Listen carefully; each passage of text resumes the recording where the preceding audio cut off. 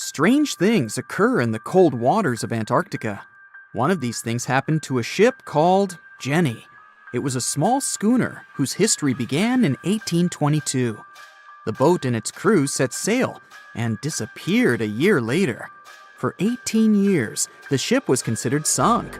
People forgot about it, but in 1840, the vessel reminded the world of itself. That year, the whaling ship Hope sailed through the Drake Channel in Antarctica. The crew members noticed a ship among icebergs. It was the schooner Jenny. It was floating slowly in the dark, with no signs of life. The captain of the Hope, Mr. Brighton, gave the order to approach the mysterious vessel. They thought it was some creepy ghost ship, but as they came closer, they noticed crew members on the deck. The sailors of the Hope called out to them, but received no answer. This time, it became clear that something terrible had happened to the Jenny. When Brighton boarded, he realized that the Jenny crew members weren't missing. They were here. Frozen people stood like statues. Brighton went down to the lower deck and found the captain. He was sitting frozen at the table, holding a pen. Brighton looked at the logbook. The last record was made on May 4th, 1823. The captain wrote that he was the only living member of the crew. They spent 71 days without food. It seemed that the ship got lost in the sea because its captain went off course or sailed into an iceberg, but no one knew for sure. After that, nobody ever saw the Jenny again. According to rumors, the crew of the Hope abandoned the frozen ship and left it to drift in the cold waters. According to other rumors, this whole story is fiction. The story of the Jenny was described in a German magazine in the middle of the 19th century. Still, there was no further evidence of the ship's existence. Already in our time, Cambridge University decided to explore the case of the Jenny. The researchers discovered that one of the crew members of the Hope, who didn't disclose his name, told someone the legend of the frozen ship. Someone shared the story with another guy, and it was published in a German magazine called Globus. And that's all. There was no other evidence. One of the most famous ghost ships was the Mary Celeste, and there's no doubt about its existence. The history of this vessel was documented in court. People wrote about it in newspapers, but the most exciting thing is that the ship continued to be used even after 10 people disappeared from its deck. The history of the Mary Celeste began in Canada in 1861. When it was first built, the ship was called the Amazon. It changed captains several times, and it also hit some rocks. The boat was sold, bought, then sold again, repaired, and sailed under the name Mary Celeste. In 1872, it had a new captain, Benjamin Briggs. He was a decent, brave man with a lot of experience in navigation. He had a beloved wife, a daughter, and a son. When he went on his last voyage, he took his wife and daughter with him, and his son stayed in America. In November of 1872, the Mary Celeste sailed from the port in New York with 10 people on board and disappeared. 8 days later, another ship, the Dei Gratia, also left New York and followed the same route. Dei Gratia's captain, David Morehouse, noticed the Mary Celeste and immediately realized something was wrong. The ship was moving too freely, as if no one was controlling it. The captain tried to contact the crew members, but no one answered him. Then, together with other sailors, he climbed aboard the Mary Celeste. The ship was in good condition. There was no damage. The hold was slightly filled with water, but it could be easily pumped out. Everything seemed fine, but one lifeboat was missing. The crew members' valuables were in their cabins. The cargo was in the hold. The supplies of water and food were untouched. Judging by the records in the logbook, the ship was caught in a storm, but it was not too strong. Other ships also sailed through this storm, but nothing bad happened to them. The last record was dated November 25th. and it claimed that everything was fine. The sails of the Mary Celeste were slightly damaged, but perhaps it happened after the crew had disappeared. The whole ship was in excellent condition, but what made the people leave it? Part of the crew of the Dei Gratia stayed on board the Mary Celeste to bring it to dry land. Everything went well. They delivered the ship to the closest port. Next, the captain of the Dei Gratia appeared before the court and told about what had happened. However, the prosecutor and the judge didn't want to believe in the story of the Mary Celeste. They were sure the captain got rid of the ship's crew to get money for its cargo. According to the maritime laws of that time, if you found a ghost ship with valuable cargo, then a substantial part of this cargo belonged to you. So, many people thought that David Morehouse decided to earn some money. This version seemed to be more valid than the one about the mysterious disappearance of 10 people. Fortunately, no one accused the captain of committing a crime. They thanked him for his service and gave him a monetary reward. However, his reputation was damaged, which greatly affected his career, as many believed he attacked the crew of the Mary Celeste. But even after this terrible case, trial, and investigation, the story was not over. The Mary Celeste was still an expensive and efficient vessel. It sailed several times, but then one captain crashed it into the reefs to get insurance. The court revealed this deception and accused the captain of intentional property damage. The story of the Mary Celeste became famous all over the world. People began to build their theories, realistic and not. Someone believed the ship had sailed through the Bermuda Triangle, but this version was quickly refuted, as the route of the Mary Celeste passed thousands of miles away from the Bermuda region. Did the Kraken or another giant monster attack the ship? Nope. Since the boat was found in almost perfect condition, there were no signs of a struggle. One of the most popular versions was that the crew of the Mary Celeste stole some valuable cargo and sailed to Spain on the rescue boat. However, those who knew Captain Benjamin Briggs said he was a good, honest man. Besides, he had a son in New York, and Briggs would never leave him. A more thorough investigation revealed that a series of accidental circumstances could have caused the disappearance of the ship's crew. Before its last voyage, the vessel delivered coal.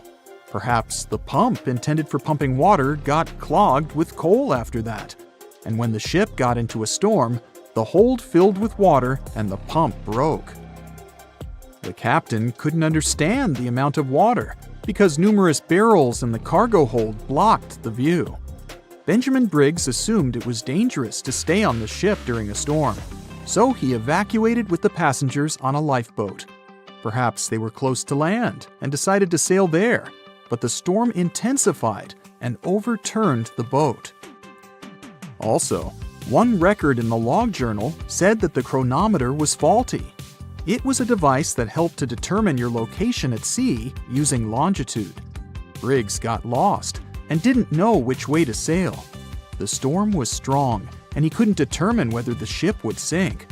Perhaps Briggs decided to leave the ship in a rescue boat when he saw the coast of the Azores. The uniqueness of this ghost ship case is that, unlike many others, you can investigate it yourself.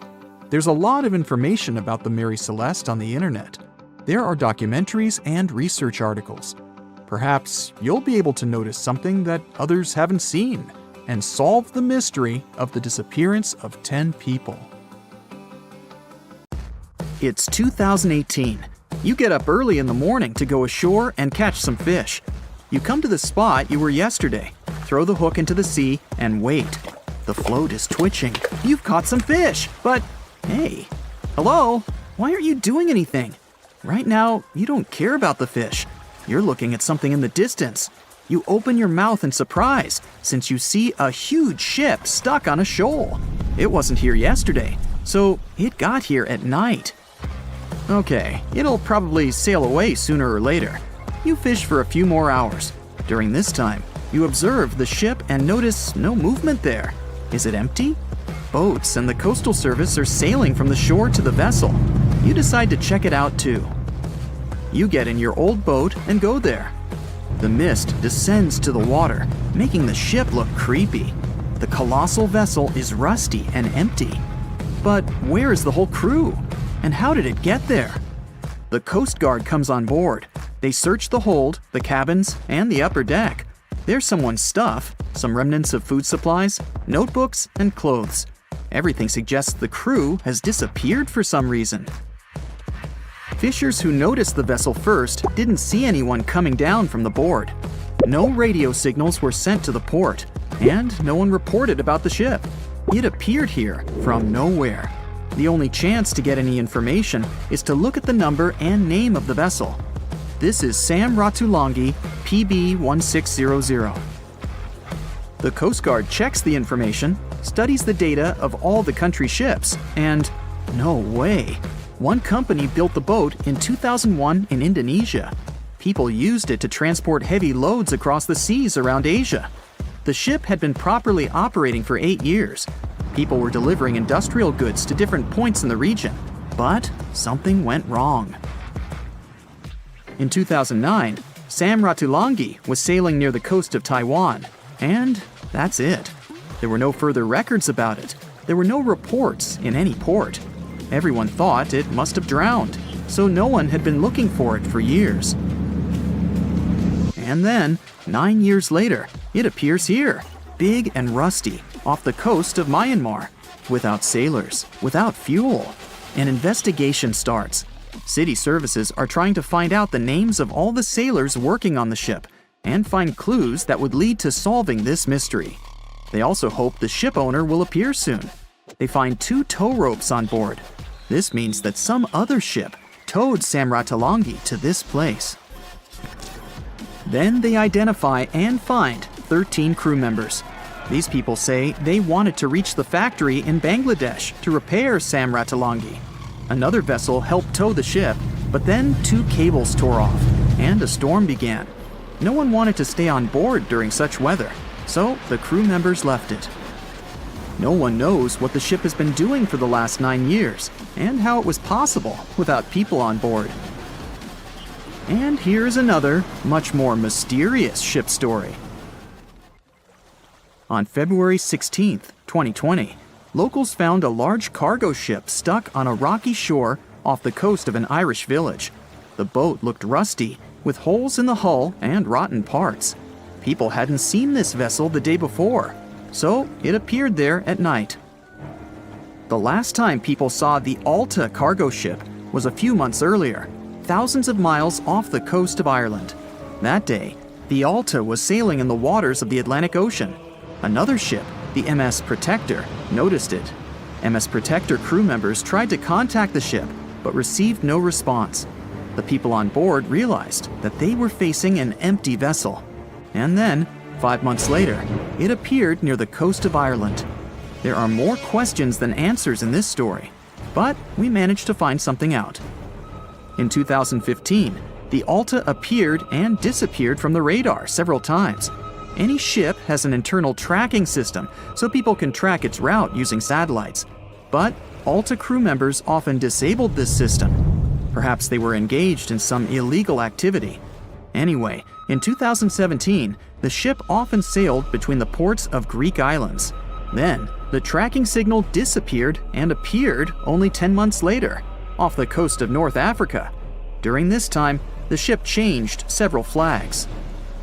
In September 2018, the Alta was southeast of Bermuda and headed for Haiti.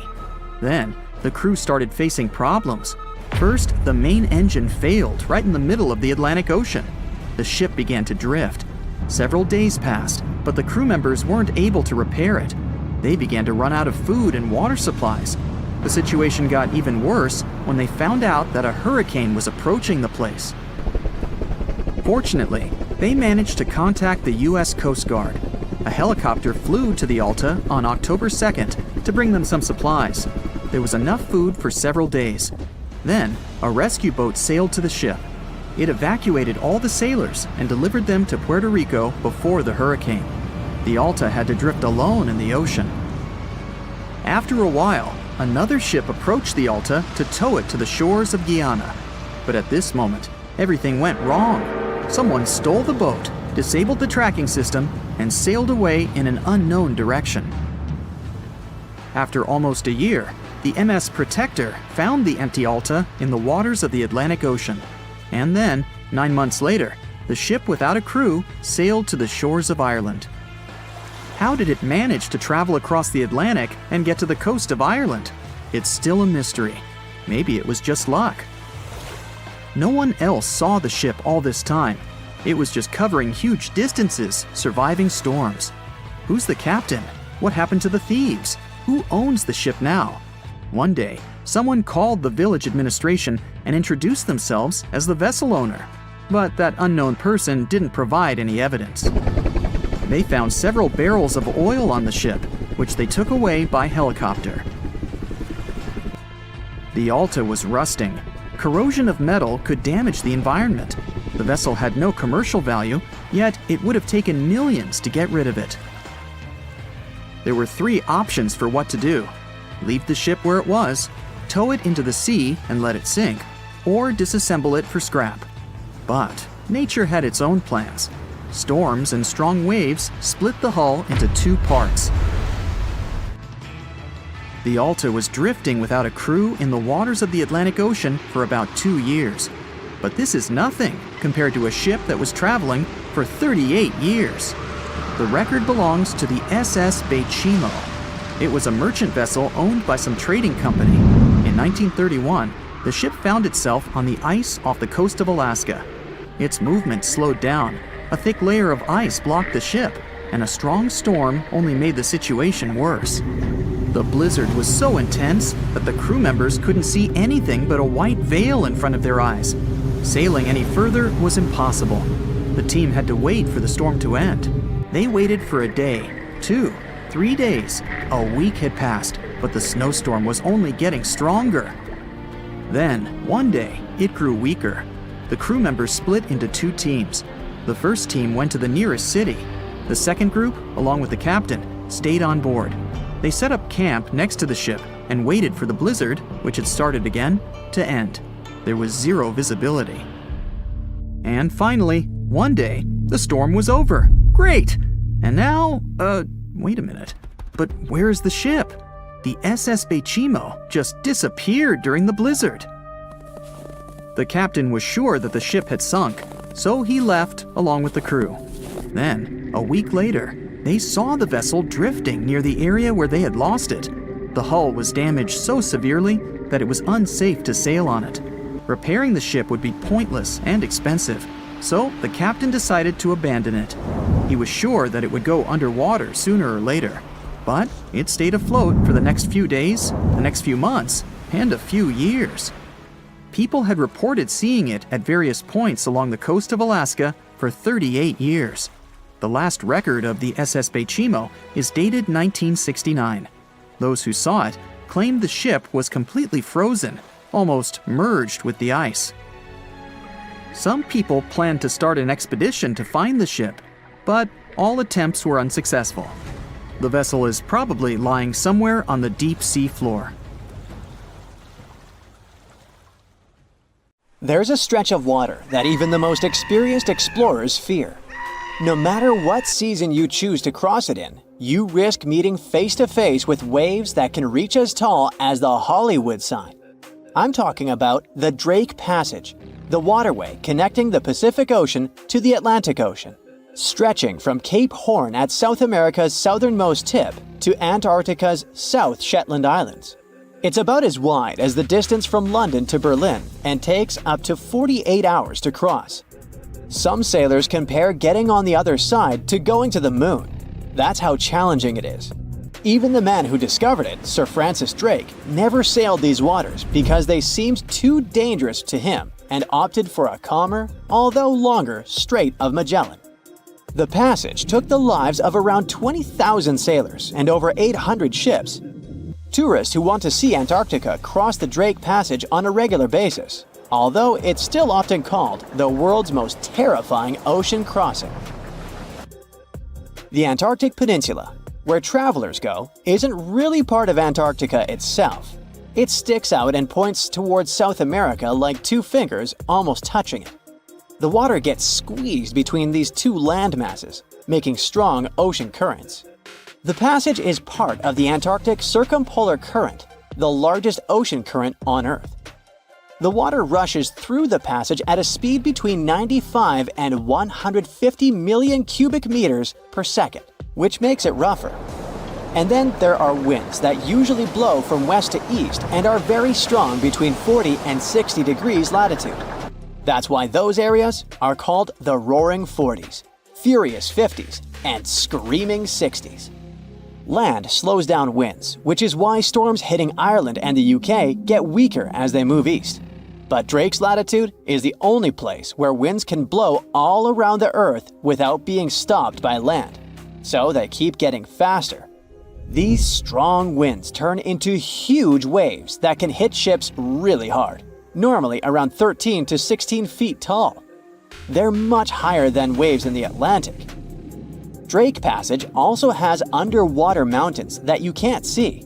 The huge current squeezes through this narrow passage and causes waves to crash against these mountains underwater. These internal waves create whirls that bring cold water up from the deep ocean. So it's not just rough on the surface, the water is wild all the way down. The first sailor managed to sail around Cape Horn and through the Drake Passage in 1616. It was a Dutch navigator, Willem Schouten, in 1616. But the most famous attempt to cross it was undertaken by Sir Ernest Henry Shackleton on his ship named Endurance. He and 27 of his men set off from South Georgia, aiming to reach Vassal Bay in Antarctica. But things didn't go as planned. On January 19, 1915, their ship got stuck in the ice. And by October, it began to sink. They camped on floating ice for 2 months before sailing lifeboats to a remote, icy place called Elephant Island. Shackleton and 5 men made a risky journey to South Georgia to get help. It took them 15 days to cross Drake Passage with hurricane winds. Finally, they arrived safely and organized a rescue for the rest of their crew. Scientists found the shipwreck of Endurance only in 2022, 10,000 feet below the water. In December of 2019, 6 fearless athletes decided to cross the Drake Passage by rowing a boat for the first time in history. It took them 12 days of non-stop rowing with a 90-minute rotation of rowers. They managed to do it, and it was probably the hardest possible way to cross the passage. The athletes mentioned it was cold, wet, and dirty, and the waves hit them like walls.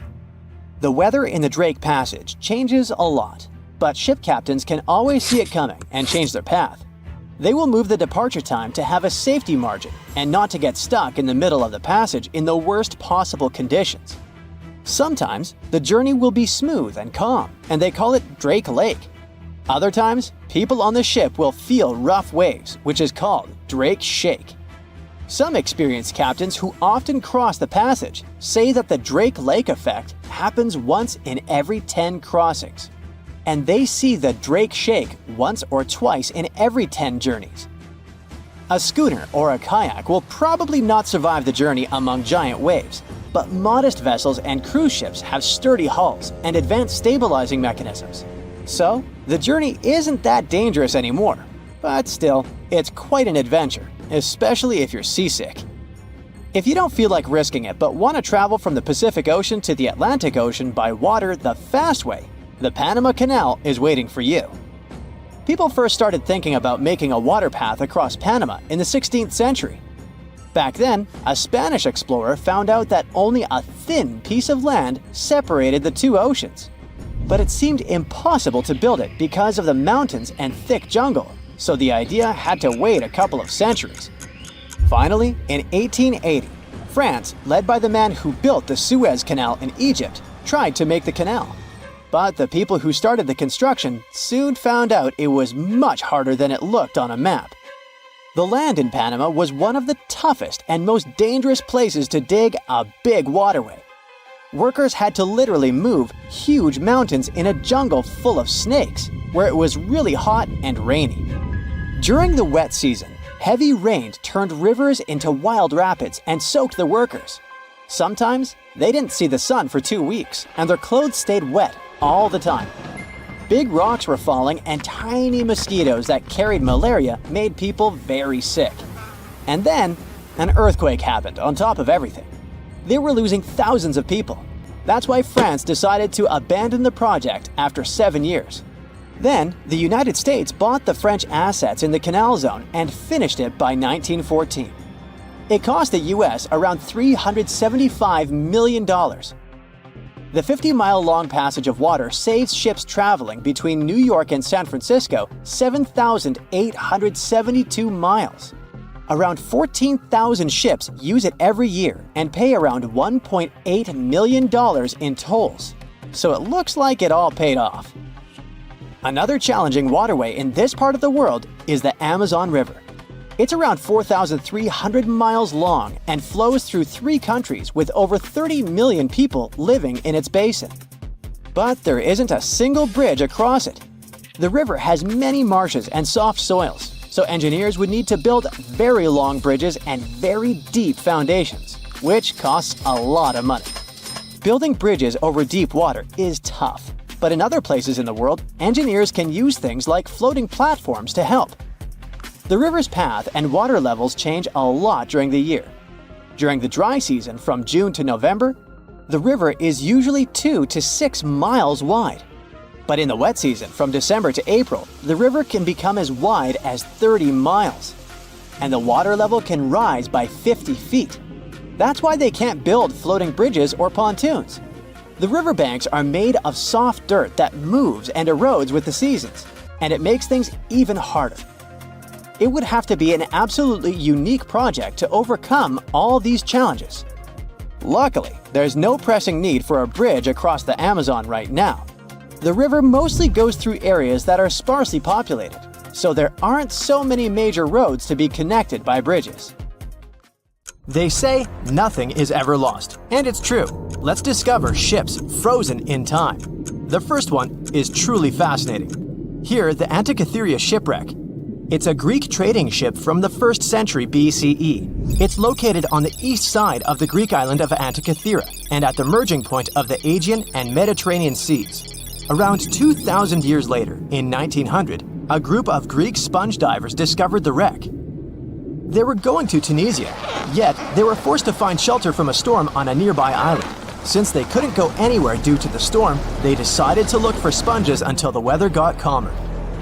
One of the divers discovered the shipwreck at depths of around 130 feet. Imagine someone going for a sponge hunt, but getting out to the surface with archaeological treasures. The captain of the sponge boat talked to the Greek officials about what they had found. The officials sent 2 ships to the wreckage. The salvage operation was successful, and discoveries are now in Greece's National Archaeological Museum in Athens. The findings included 3 life-sized marble horses, jewelry, coins, and hundreds of works of art, including a 7-foot-tall Colossus statue of Hercules. Among these treasures, Antikythera ephebe, a bronze statue of a young man, caught more attention. Because the ephebe doesn't comply with any familiar iconographic model, and there are no known copies of his type, he held a spherical object in his hand. Scholars have different theories of who that person could be, but they are not in a consensus yet. More than 70 years later, Jacques-Yves Cousteau and his team went to the area and recovered hundreds more artifacts and the remains of 4 people. Interestingly, they discovered a complex set of interlocking gears, capable of predicting the movement of the sun, moon, and several planets. The mechanism can also show the times of solar and lunar eclipses years into the future. Think of this Antikythera mechanism as an early computer calendar, to plan significant events like agricultural activities, religious rituals, and Olympic Games. These artifacts found in the Antikythera wreckage are some of the most important findings in modern archaeology. Just the Antikythera mechanism itself has changed our perception of the limits of ancient technology. The mechanism has a sophisticated design and was made over 1,000 years ago. After all these amazing discoveries, experts believe that the wreckage site has remained largely unexplored, and is mostly because of its location and the landscape of the seafloor on which the ship rests. The wreck is too deep for scuba divers but too shallow to use something like a submersible. A survey made on the seafloor in 2012 showed evidence of a second wreck about 800 feet to the south. It's clear that this area has a lot to offer humanity. What would happen if those sponge hunters didn't go to the area? Scientists found a shipwreck in Antarctica at the bottom of the Weddell Sea 107 years after it sank. The name of the ship was Endurance, and it was the lost vessel of Antarctic explorer Sir Ernest Shackleton. Scientists who laid eyes on it decades later say it is among the greatest undiscovered shipwrecks ever. That is why they filmed the whole discovery.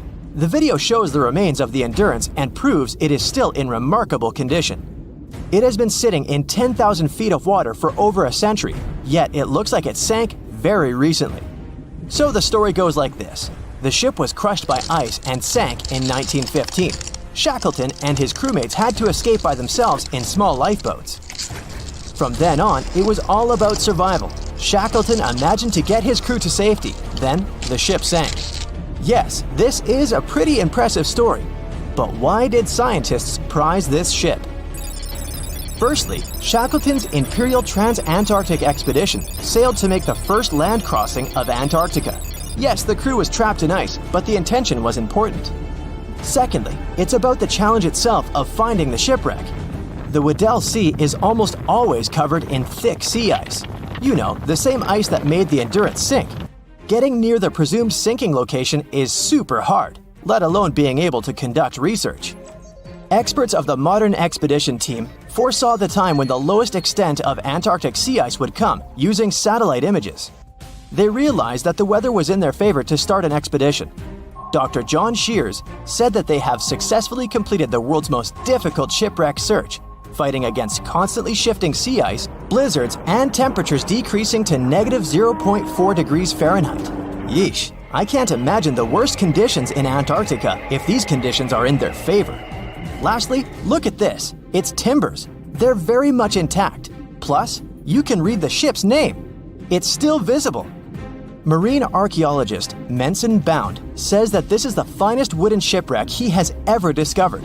He has 50 years of career experience, so I believe the guy. So how come the wood is not rotten? Dr. Michelle Taylor, a deep-sea polar biologist, said that there has been little wood deterioration because the wood-munching animals are not in this forest-free region of Antarctica. Workers of a coal mine in East Serbia discovered 3 shipwrecks that had been there for at least 1,300 years. The largest shipwreck is an ancient Roman fleet. It's around 50 feet long with a flat bottom. It's estimated that the ship could carry a crew of 30 to 35 people. Looking at its hull, you can see the marks of repairs. Wow, this one had a lengthy career. You know, it gives us insight into more than 1,000 years ago. The 2 smaller vessels, on the other hand, match descriptions of boats used by Slavic groups to attack the Roman frontier. These 2 have been discovered under mud and clay in an ancient riverbed. Apparently, in those times, there was a Roman base in a place called Viminacium City. Interestingly, Viminacium was a provincial capital with an estimated 40,000 inhabitants in the 4th century CE. For comparison, it was even larger than Pompeii. The Kostelach coal mine is a center of hidden gems. Archaeologists had found evidence of ancient human and animal activity here before. For instance, in 2012, experts found bones of at least 5 woolly mammoths, which went extinct about 10,000 years ago. Canadian archaeologists found a ship 150 years after it went missing in the Canadian Arctic waters. This merchant ship is called HMS Investigator. It was purchased in 1848 to search for the explorer Sir John Franklin's ship that got lost in the Northwest Passage expedition. So, HMS Investigator left Britain in 1850 for this rescue operation. The expedition crew, captained by Robert McClure, sailed the Investigator into the water. He realized that he was in the final leg of the Northwest Passage, the sea route across North America. But before he could sail into the Beaufort Sea, the 122-ton ship itself got stuck in the thick ice. The crew spent the winter over the Prince of Wales Strait. The following summer, McClure tried again to sail to the end of the passage, but the ice blocked his way once more. Here, too, the crew was forced to leave the ship. He steered the crew into the Bay of Mercy. There, they were to remain until 1853 when the crew of the HMS Resolute rescued them. Imagine a crew of 60 people who had to spend 3 winters in the Arctic without even knowing if they would survive. Later on, the ship was found sitting upright in about 36 feet of water. It was in very good condition. Arctic water has prevented the outer deck of the vessel from deteriorating quickly. The outline of the ship and its timber can be clearly seen. Plus, archaeologists have uncovered artifacts on land left by the sailors. They had unloaded everything before abandoning the Investigator. 3 sailor graves and 1 British naval shipwreck had also been discovered in the area. I wonder what else they could find there. Wow, it's the only place where 1 minute you're learning 17 natural ways how to get rid of houseflies, and the next, you're taking an epic journey straight into a black hole. More than 10 billion with a B views in total. That's 47 billion minutes watched, or more than 70,000 years. That's all the way back to the Ice Age. No, I wasn't around then. 40,000 videos, hundreds of topics, and most importantly you, a whole 44 million of you. Our viewers. We could populate an entire country if we wanted to. We'd like to continue helping you learn and giving you useful skill improvement tips. Got a thirst for knowledge? We've prepared 4 masterclasses on creating a 2D character animation from scratch, 10 hours of video lessons, practical tasks using professional software, and additional materials that you can use with your own projects. Get the full course now and create your own animated masterpiece. There's a ship drifting somewhere in the ocean without a crew. The last time someone saw it was over 50 years ago. Its story reminds of that of the Flying Dutchman, a ship that's bound to sail forever and bring disaster to whoever sees it at sea. At least the legend says so. Unlike the Flying Dutchman, the SS Bay Chimo was definitely real and built for a German company in Hamburg, and began as an ordinary cargo ship. It was trading supplies between Hamburg and Sweden in the Baltic Sea starting from 1914. It had a strong steam engine and a hull made of steel. A few years later, it became British property. Then, in the 1920s, a Canadian company purchased it for around $18,000, a huge amount of money back then. The new owner, the Hudson's Bay Company, was actively using the ship for several years. They would often send it on voyages from its home port in Scotland to Siberia, Alaska, the Yukon, and the Northwest Territories. It also passed through the Panama Canal and even the Suez Canal, with fur pelts for sale on board. Sometimes it would also transport passengers. It had completed 9 successful voyages before this strip of good luck came to an end. Starting from the 1930s, SS Beichimo would have trouble with ice and storms. When it first got trapped in ice in October of 1931, some of the crew managed to escape to Alaska. 15 of 22 sailors decided to stay with their vessel and try to save it. They had furs and other valuable cargo worth around $58,000 aboard. The company sent them supplies to survive the winter. They set camp near the ship out of the hatches, tarpaulins, and other materials, and offloaded the cargo. At the end of November, a blizzard rushed through the area, and it seemed like it had taken the ship with it. The ice platform had survived, but the ship broke free. Some of the crew members were sure it had sunk. But soon after, they heard from one of the locals who had spotted their ship around 45 miles away from their camp.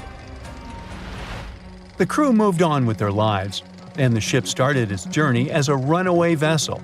People would spot SS Beichimo once a year or so, all the way until 1965. It was mostly spotted off the coast of Alaska. A man going to Nome with his sled dog, along with prospectors, explorers, and treasure hunters, all claimed to have seen SS Beichimo. Someone tried to board it and take it to port, but ended up stranded on it for days because of horrible weather. Others got luckier and managed to take a whaleboat, some furniture, and other valuables from the vessel. Those who got close to the ship saw that it was damaged and missing the propeller.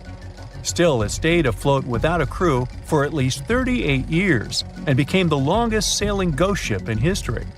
In 2006, the Alaskan authorities started a project to solve the mystery of this ghost ship of the Arctic and finally find SS Beichimo.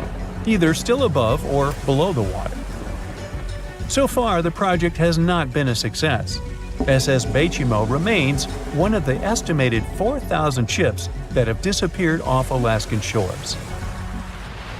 If the legend of the 17th century isn't lying, this ghost ship could be sailing somewhere along the Flying Dutchman. It belonged to the Dutch East India Company. Its captain managed to do the impossible for that time and sailed from Holland to Indonesia in only 3 months. They said he was flying over the sea, and some evil tongues explained that he had made a deal with evil forces to achieve that. Once the ship was sailing back home, its captain and crew disappeared without a trace. There are many versions of what happened to it. One of the first ones said it had tried to enter port at the Cape of Good Hope, got in a terrible storm, and sank as there was no captain to save it. Another legend says the captain had refused to obey the skies to let the ship sink during the storm. A scary life form then struck the boat and the crew, and it was condemned to forever wander without rest. Many sailors claim to have spotted the Wandering Dutchman. The Duke of York, who was to become King of England, mentioned having seen it in Australian waters. Right after spotting the ship, the man who saw it first fell from the top of the mast and didn't survive. There were more encounters with this legendary ship up to the middle of the 20th century.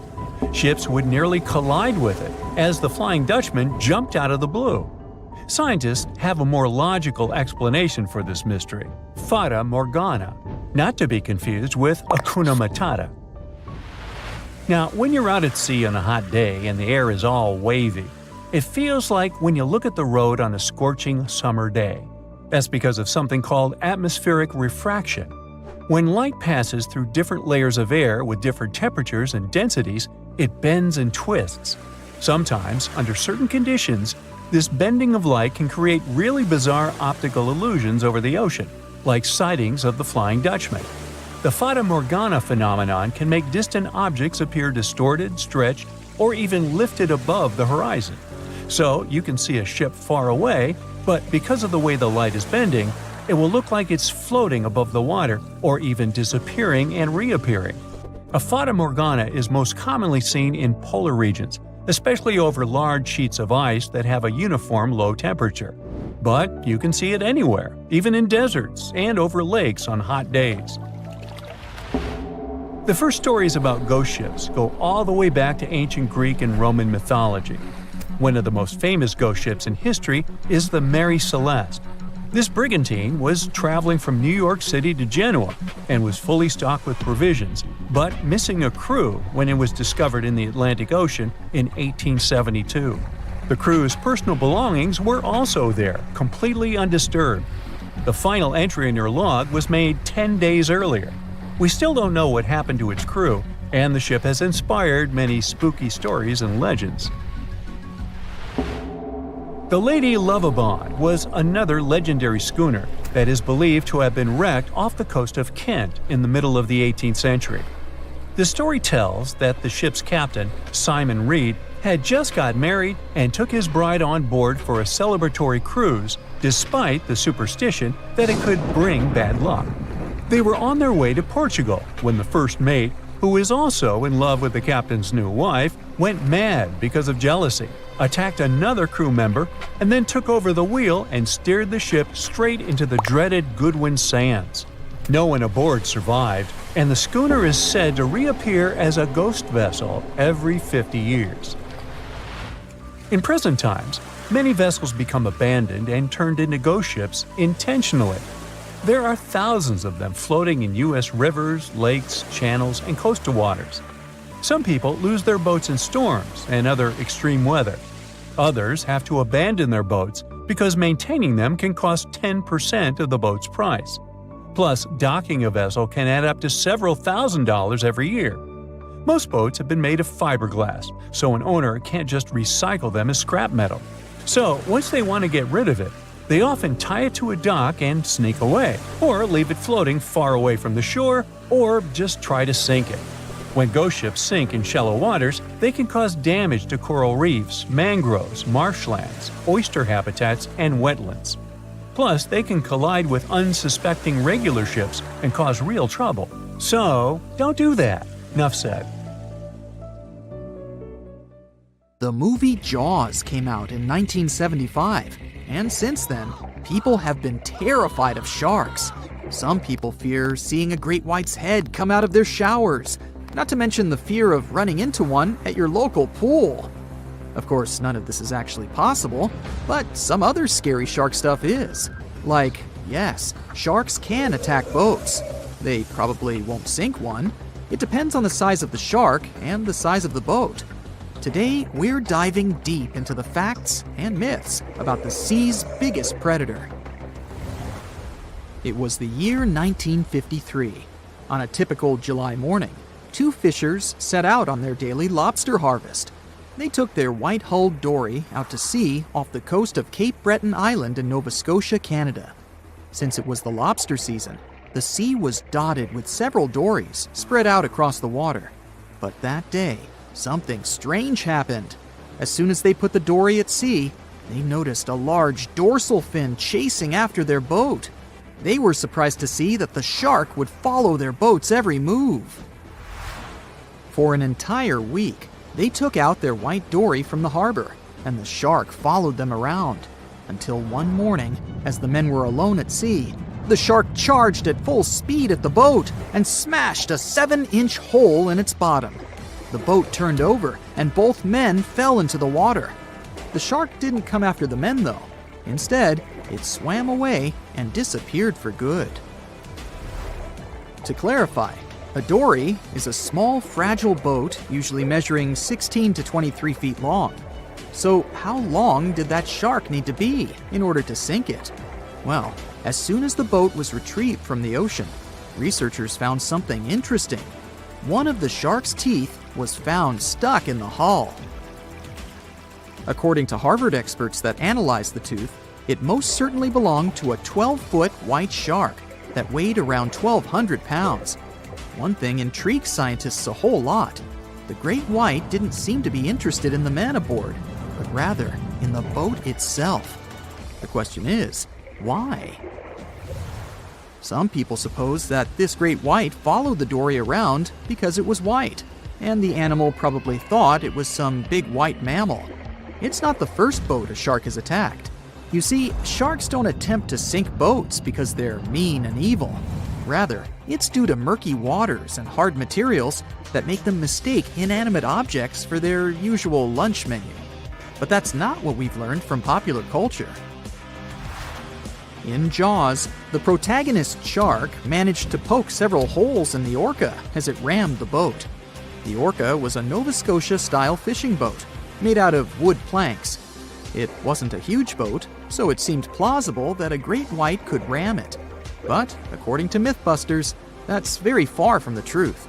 A great white swimming at its maximum speed wouldn't be able to take down a medium-sized fishing vessel. The same goes for bigger boats. Some bull sharks or great whites can turn over smaller vessels, though, like kayaks or small boats. If this happens, it's most likely because they think it's a sea mammal and nudge it before taking the first bite. No scientist can say for sure why they do this, only that it's usually a misunderstanding on behalf of the animal. The Shark Research Committee, a nonprofit scientific research organization, has documented a lot of shark attacks on inanimate objects and is trying to answer that question more thoroughly. So far, they've observed several attacks on objects such as crab trap buoys and inflatable float bags. The website has also registered 2 famous attacks on boats. The first one happened in 1959, and a shark left a tooth on the hull of a boat. Researchers later identified it as belonging to a 12-foot great white. The report of the other attack, which happened in 1989, claims that a boat was circled by a great white before the animal swam at the vessel at full speed and hit the boat several times. Of course, those who suffer the most from shark attacks and encounters aren't boats. It's surfers. As far as we know, surfers look like giant wobbly seals from the shark's perspective. According to the Shark Research Committee, there have been 41 confirmed shark attacks on surfers on the west coast of North America over the course of the last century. So, should we be so afraid of sharks after all? Let's learn more about these magnificent sea creatures. Off the top of your head, how many shark species can you name? 4, 8, 10? Well, there are over 500 species of sharks swimming in the ocean. They vary from tiny specimens, about the size of a human hand, to up to 39-foot-long creatures. The largest species of shark are actually not great whites, but whale sharks. And even those are small compared to the great megalodon. This ancient creature that lived around 20 million years ago reached an unimaginable length of 60 feet. By comparison, that's the same as 2 to 3 buses placed one after another. I wouldn't swim in megalodon-infested waters even if you dared me, that's for sure. We know that sharks are very good hunters, but why is that so? Their bodies seem to have been strategically built for speed.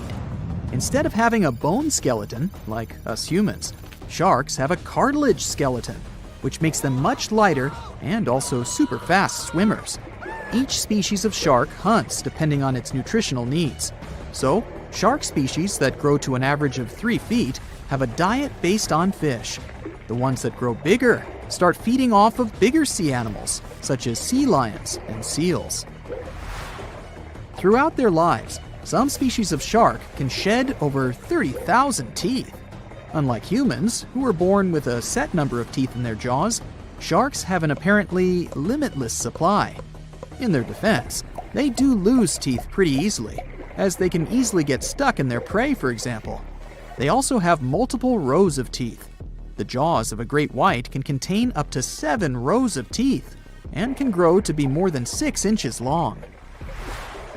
And since we're speaking of great whites, the most feared shark species roaming the oceans, this is ray. Ray is an adult white shark. He can swim up to 50 miles a day, so he needs a lot of fat in order to keep his body functioning. Funny thing about Ray, when he opens his jaws to hunt, his eyes roll back together with his head, so his sight is hindered when he's taking a bite. Now, he does like it when the water is murky and underwater visibility is low. That's because it makes it harder for his prey to spot him coming. These conditions can make it easier for him to grab that yummy seal. But this can also make it easy for him to mistake a random boat for lunch and end up scaring some humans. Some Hollywood movies love to portray sharks as having superpowers. Although they're not innately cruel, one species of shark does have something that can be considered bizarre. Hammerhead sharks, one of the most dangerous species of sharks, have a sort of sixth sense. Inside their heads, they have electroreceptor organs called ampullae of Lorenzini. These organs allow sharks to detect the electromagnetic fields of all living things in the ocean. This ups their hunting abilities to another level. They can even find prey hidden in the sand because they sense its electromagnetic field. You should know one thing. If a shark lives in a balanced ecosystem, it won't feel the need to attack unknown things. These animals are curious, though, so maybe we should cut them some slack when they bite a piece off a random boat. As an experienced sailor and the first man to ever sail non-stop on his own around North and South America, Matt Rutherford has seen a lot during his voyages. But what he saw in 2013 while sailing through the waters of the Atlantic with his colleague surely stands out. Some 800 miles off the coast of Bermuda, not far away from the famous Bermuda Triangle, they noticed a boat that seemed to be moving by itself. The sails weren't up and the motor wasn't running. The sailors decided to check if there was someone who needed their help aboard, so they moved closer to the mysterious ship. Once they got there, things only got weirder, as they realized there wasn't a living soul aboard. Rutherford started filming to document their discovery. The boat looked so awfully abandoned that they expected to find some pretty scary things in there. But it didn't stop Rutherford from searching the vessel. The boat, which turned out to be named Wolfhound, looked like an upscale one, probably costing hundreds of thousands of dollars. It was pretty weird to find it floating by itself in the middle of the ocean.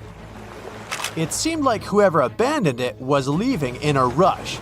There were clothes and other personal belongings all over the main cabin. Some parts of the ceiling had fallen and some drawers had popped open. The brave sailors decided to tow the ghost ship back to Bermuda. It wasn't easy because Wolfhound was bigger and heavier than their boat. After days at sea, the crew was running low on fuel and asked a passing freighter to stop and give them some gas. They kept pulling Wolfhound until the tow line got wrapped around the rudder and they realized they could get stranded in the Bermuda Triangle. So they had to abandon the ship. What really happened and how Wolfhound ended up in the middle of the ocean will probably remain a mystery. Rumor has it that it belonged to a member of the Royal Irish Yacht Club. The ship was going on its first voyage from Connecticut to Bermuda and then Antigua. It got in a terrible storm around 400 miles away from Delaware. The winds were so strong that the yacht suffered 2 knockdowns. A Greek cargo ship rescued the crew. They left the ship with an emergency beacon on. The rescued crew members shared that they saw the ship sink, which only adds more questions to the story. How did it get back to the surface? Does the Bermuda Triangle have anything to do with that? Christopher Columbus himself reported some unusual compass activity going on in this mysterious area while he was on his way to the New World. Despite the stories of more than 50 ships and 20 planes disappearing in the area, it remains one of the most heavily traveled shipping routes in the world. Some skeptics believe that this fact solves the Bermuda Triangle mystery. It could make sense because the busier the area, the more accidents happen there. But then again, it's not the number of disappearances that makes the place so mysterious. It's the lack of explanation and wreckage lost for good. The first ever confirmed ship to vanish in the Bermuda Triangle was the USS Pickering. In 1800, it departed from the US on its way to the West Indies. The ship sailed into the Bermuda Triangle along with its 90-man crew. No one ever heard anything from them ever since. The popular explanation is that the ship was taken out by a storm. But because no one found any wreckage, we'll never know for sure. The largest ship that has ever disappeared in this mysterious area was the USS Cyclops. In March 1918, carrying a crew of 306 people, the USS Cyclops left Barbados and headed home to Baltimore. The ship passed through the Bermuda Triangle on its journey and vanished into thin air, or rather, water. The Cyclops never sent any distress signal and disappeared without any explanation or trace. The Bermuda Triangle isn't the only place in the world where ships go missing or mysteriously resurface. One of the most famous ghost ship stories would be of SS Bechimo. The large cargo steamer was built in Sweden. On October 1st, 1931, it got caught in pack ice. The crew decided to wait it out and managed to break free after a couple of days, only to get trapped again in less than a week. This time, they didn't manage to make it out. A rescue team went by air to save 22 of the crew members. 15 other members stayed in a wooden shelter they built not far away from the ship. Their plan was to wait out the winter and get back aboard. At the end of November, a strong blizzard was rushing through the area. When it was over, Bechimo seemed to have gone away with the storm. The captain decided it must have broken and sunk, but a few days later, a local hunter informed them that he had seen the ship around 45 miles away from their camp. The crew managed to find the ship and took the most valuable cargo from its hold. They had fears that Bechimo wouldn't live through that rough water, but it did manage to survive after all. Once the ice was gone, it floated away and ended up drifting along the shores of Canada and Alaska. Many people reported seeing the ghost ship in an open sea. Some even tried to board it to save the ship, but the weather didn't allow it to happen. The last time someone saw SS Bechimo was in 1969, 38 years after its crew had left it. It could still be drifting somewhere in the ocean. The story of MV Hoita happened in the South Pacific. The ship was originally a wooden luxury yacht. After serving for 20 years to various owners, it became a merchant ship. In 1959, it set on a trading voyage that was supposed to last around 2 days. When it didn't reach its destination on time, no one was worried at first, as things happen in the open waters. After another day, and no distress signals from the Hoita, it was obvious that something serious was going on with it. There were 25 people aboard, and their families wanted to find them. A search and rescue crew worked for 6 days looking for the ship, or at least its wreckage, in an area of nearly 100,000 square miles. That's 1.5 times as big as Florida. Sadly, the mission had come back with no results. It seemed like Hoita had disappeared without a trace. A month later, another merchant ship noticed Hoita drifting in the ocean, miles and miles away from its original route, and none of the crew members or passengers were on board. The cargo had also disappeared. The lifeboats were also gone, so the people must have escaped the ship hoping to save themselves. It turned out that the crew had been trying to get help as they tuned the radio to the International Distress Channel. But the damaged cable didn't let them send the signal any further than 2 miles. It also looked like when they were leaving the ship, the crew took the logbook with them, and we still don't know what exactly happened to Hoita. Family members of those who were on board are still looking for answers. One professor claims it must have been a corroded pipe that leaked and flooded the vessel, but we'll most likely never know for sure. In the Pacific Ocean, near Japan, there is an area nicknamed the Devil's Sea. It's believed to be one of the 12 vile vortices around the Earth. Some people claim that vile vortices have weird things going on in them because the pull of the planet's electromagnetic waves is stronger there than anywhere else. The most famous ship that disappeared in the area was a fishery patrol vessel in 1952. The ship went there to investigate the vessels that went missing previously and disappeared along with 31 crew members. Scientists who don't believe it was a mysterious disappearance blame the underwater volcano eruption for what happened. The year was 1854, and the SS Arctic, the fastest passenger liner of its time, set out to cross the Atlantic. As it sailed through the misty veil, it slowly disappeared into the unknown. The Collins Line, an American shipping company, was started in 1818 and only began seriously trading in the transatlantic by 1835. Its steamships crossed the Atlantic from Liverpool to New York within just 10 days. Doesn't sound like a great speed today, I know, but back then, the same thing took other ships several weeks. Light on the water with their wooden hulls, powering through with a strong steam engine, those steamships were the favorite choice for many high-profile people. What could go wrong with such an advanced ship, they thought. This reminds me of some other ship everyone believed to be unsinkable.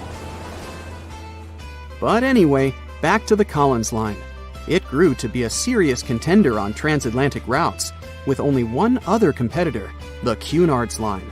It was a British company also aiming to be the main force through the Arctic Passage.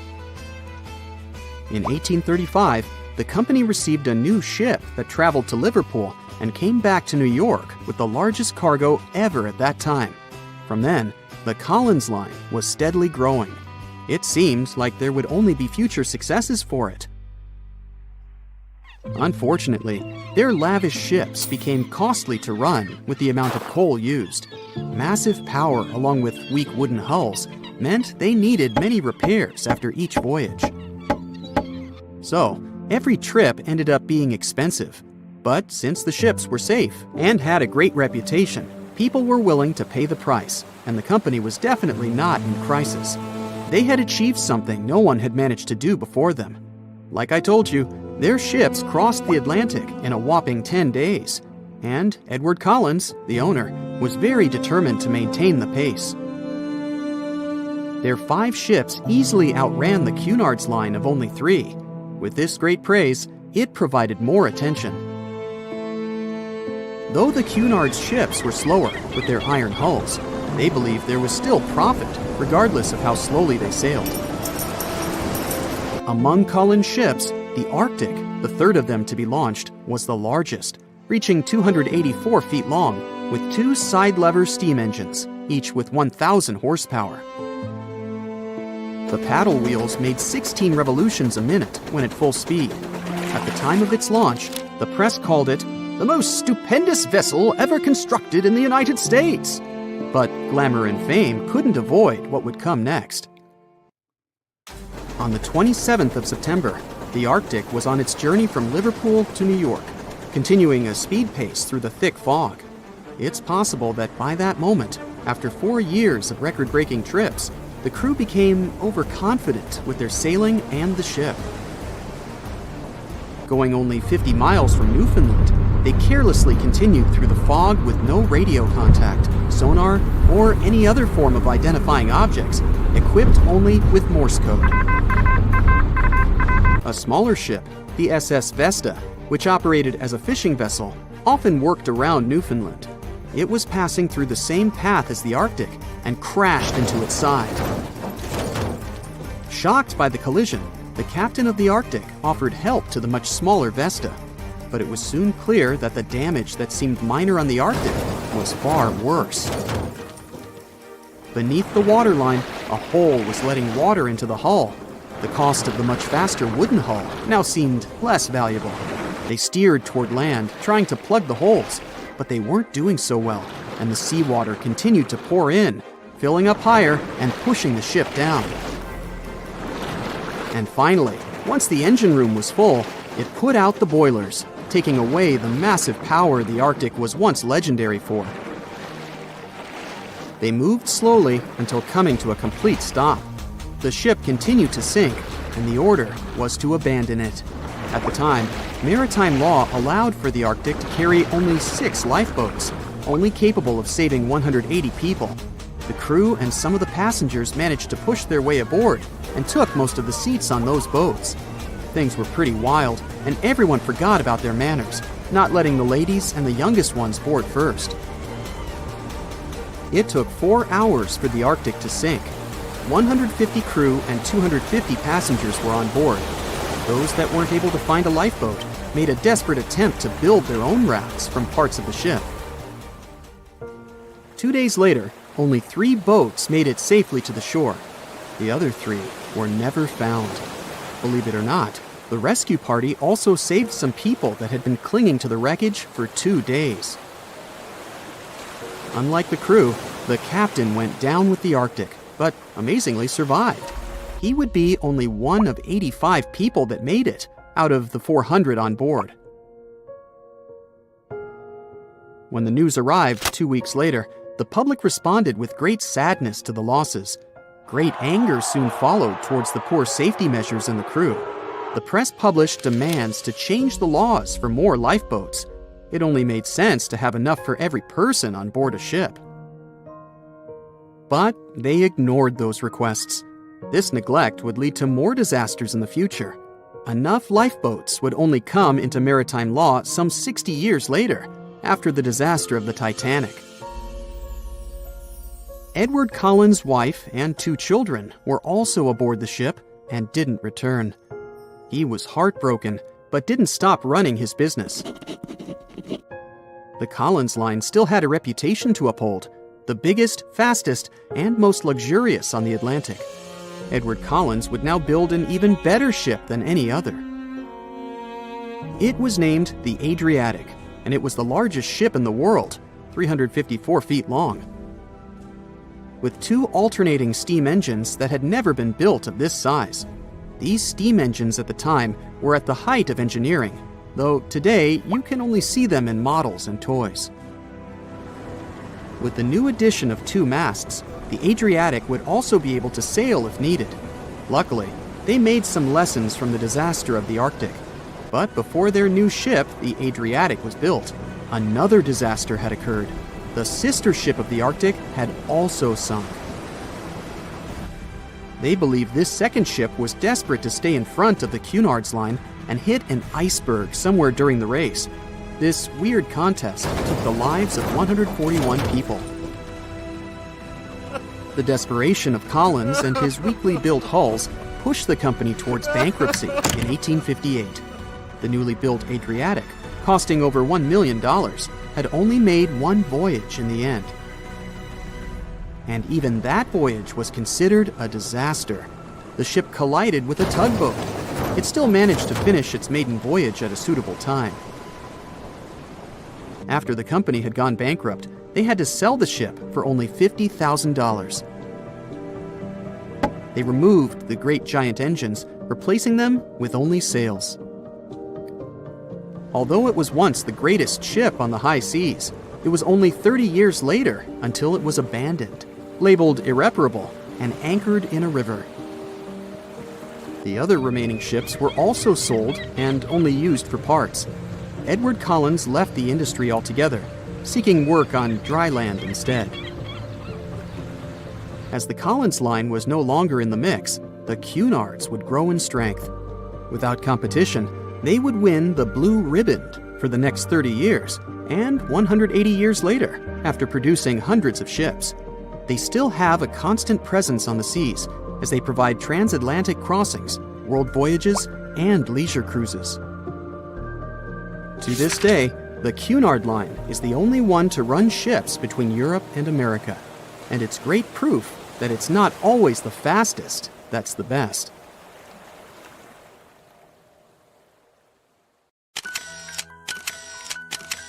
At the beginning of the 20th century, somewhere off the coast of West Africa, a German steamship was leaving the port.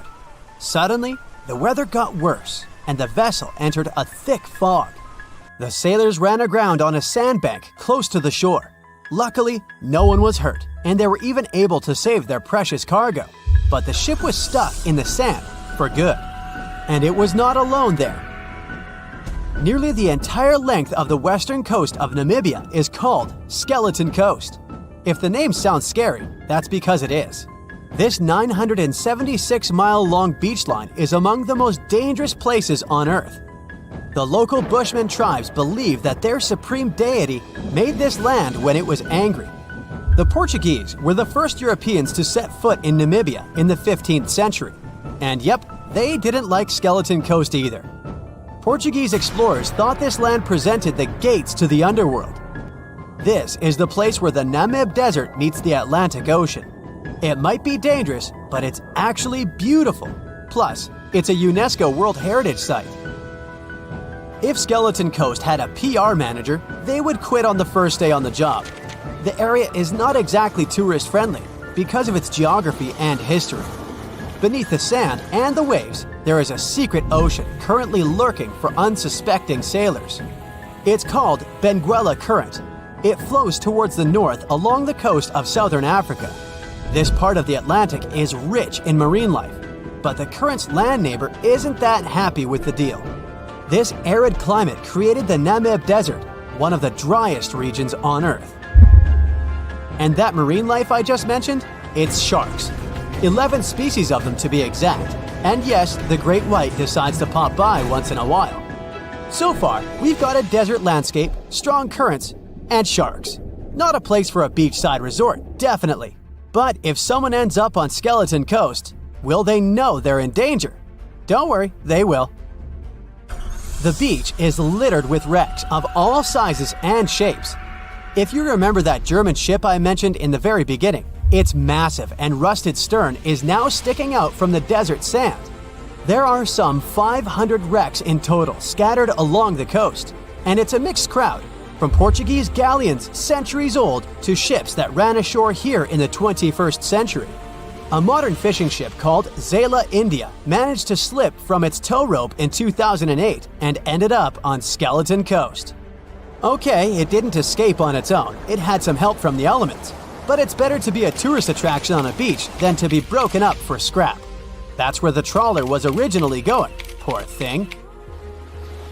Skeleton Coast's most famous inhabitant, to call it such a place, is the wreck of the Dunedin Star. The British cargo liner ran aground here in 1942. The massive rescue operation that followed reveals why it's so dangerous for sailors to end up here. The rescuers managed to save all of the crew and passengers, but at a heavy price. An aircraft and a tugboat were lost in the process. It took the last of the rescuers a full 2 months to return home to Cape Town. Why, you might wonder? One look at the map of the region reveals the reason. It's an endless sea of yellow, which is the sand. There are so few roads here, so Skeleton Coast is hard to reach by land. There are also legal obstacles. You need a special permit to drive into the area. But the skeletons in the name of the area don't only refer to ships, they also stand for animal bones. Most of these belong to whales and seals. Many animals have adapted to the area, so lions and hyenas roam the coastline in search of a meal. Yeah, now there are hungry lions as well, as if those sharks weren't enough. Other animals with a temporary residence on Skeleton Coast include elephants, cheetahs, leopards, and giraffes. In 1971, the Namibian authorities established a national park here, but except for surfers, after an adrenaline rush, they don't get many visitors. You can understand why. The Namib Desert is the oldest desert in the world, and it's not very tourist-friendly either. Those who travel to the region should pack sunscreen and a warm winter jacket. A weird combo, right? Well, not so much when you think that during the day, temperatures soar over 110 degrees Fahrenheit. At night, the air temperature drops below freezing. What a climate roller coaster! And that's not the final danger. Yep, there's more.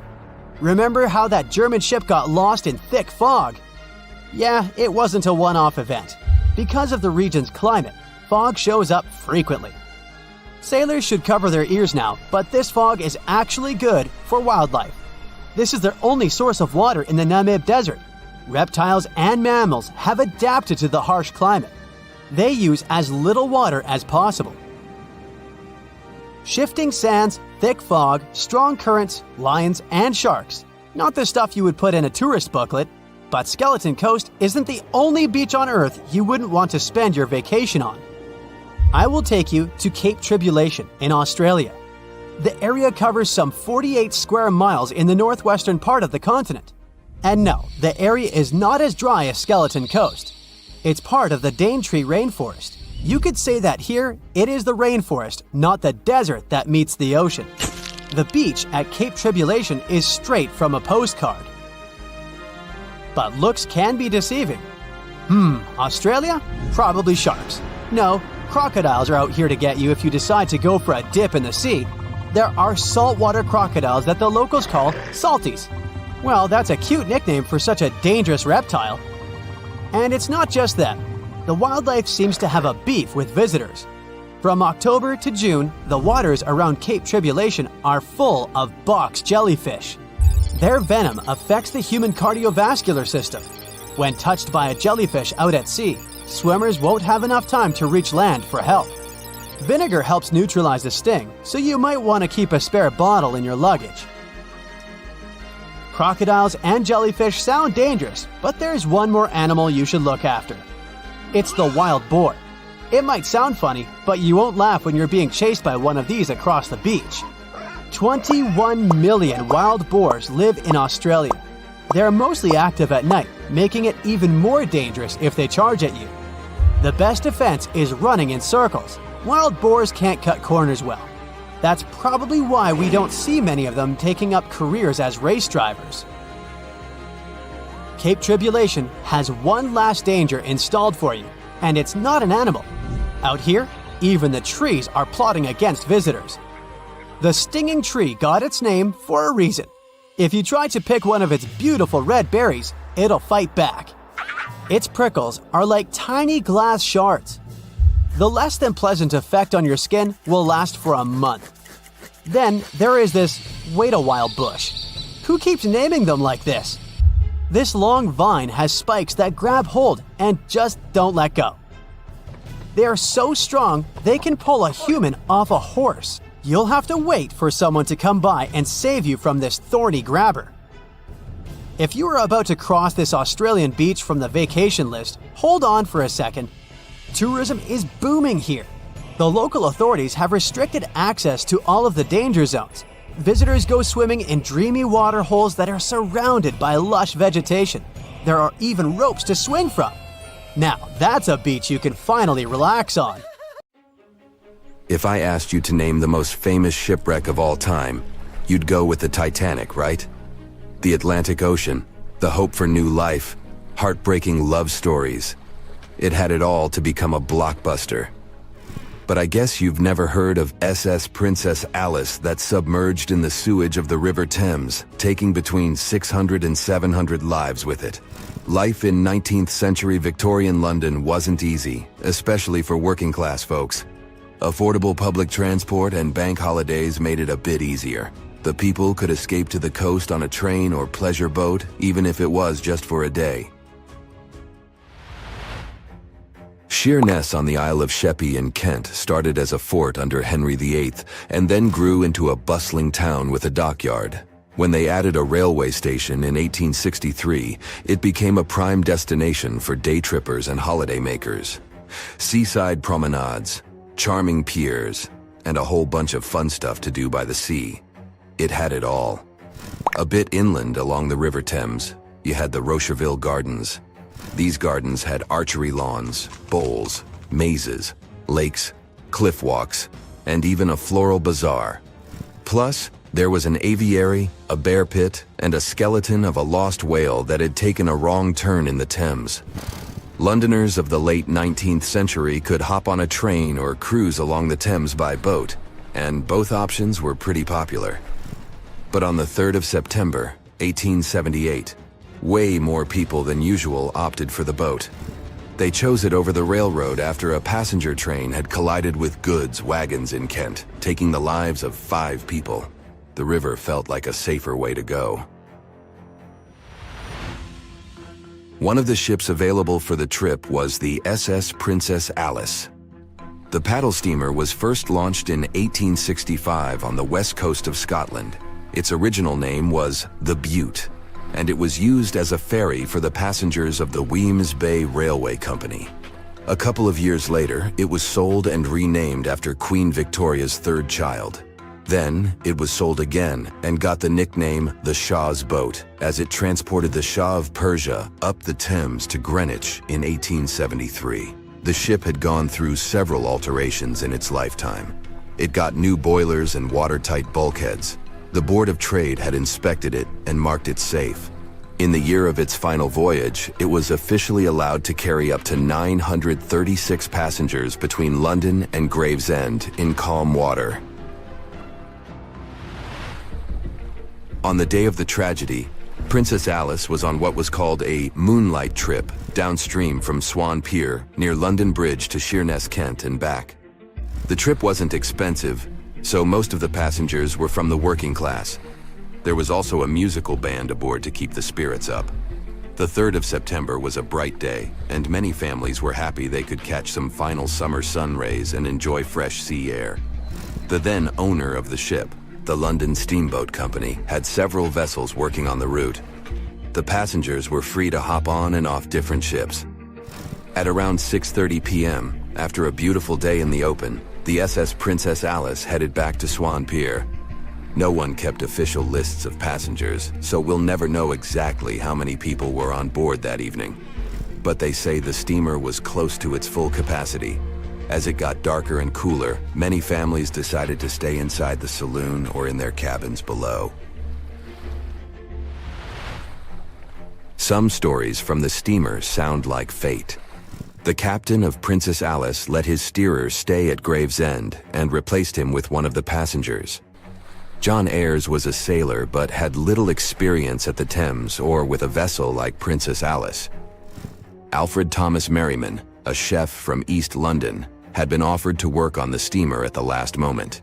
He was 30 years old and a father of 4, so he couldn't say no to extra money. At around 7:40 p.m., he was standing on the deck by the saloon door. By that time, Princess Alice had passed Tripcock Point and entered Galleon's Reach. The passengers could see the North Woolwich Pier in the distance. Many of them planned to disembark at that stop. And that's when Merriman noticed a huge ship carrying coal. It was Bywell Castle. This vessel normally carried coal to Africa, but it had just been repainted at a dry dock. Bywell Castle was going to Newcastle to pick up some coal and transport it to Alexandria, Egypt. The ship's captain, Harrison, wasn't too familiar with these waters, so he called in Christopher Dix, a seasoned Thames River pilot, to lend a hand, even though he didn't have to. The ship had a fancy raised forward part below the deck, and Dix couldn't quite see what was in front of him. So, they had a sailor on lookout duty. As they set sail from Millwall at the speed of 5 knots, 5.7 miles per hour, they tried to stick to the middle of the river, but other boats had other plans. When they were approaching Galleon's Reach, Dick spotted Princess Alice's red port light, headed their way, but planning to pass on the right side. At the same time, Grinstead, the captain of Princess Alice, was going against the river's flow, trying to find the smooth waters on the south side. He adjusted his course, steering into Bywell Castle's path.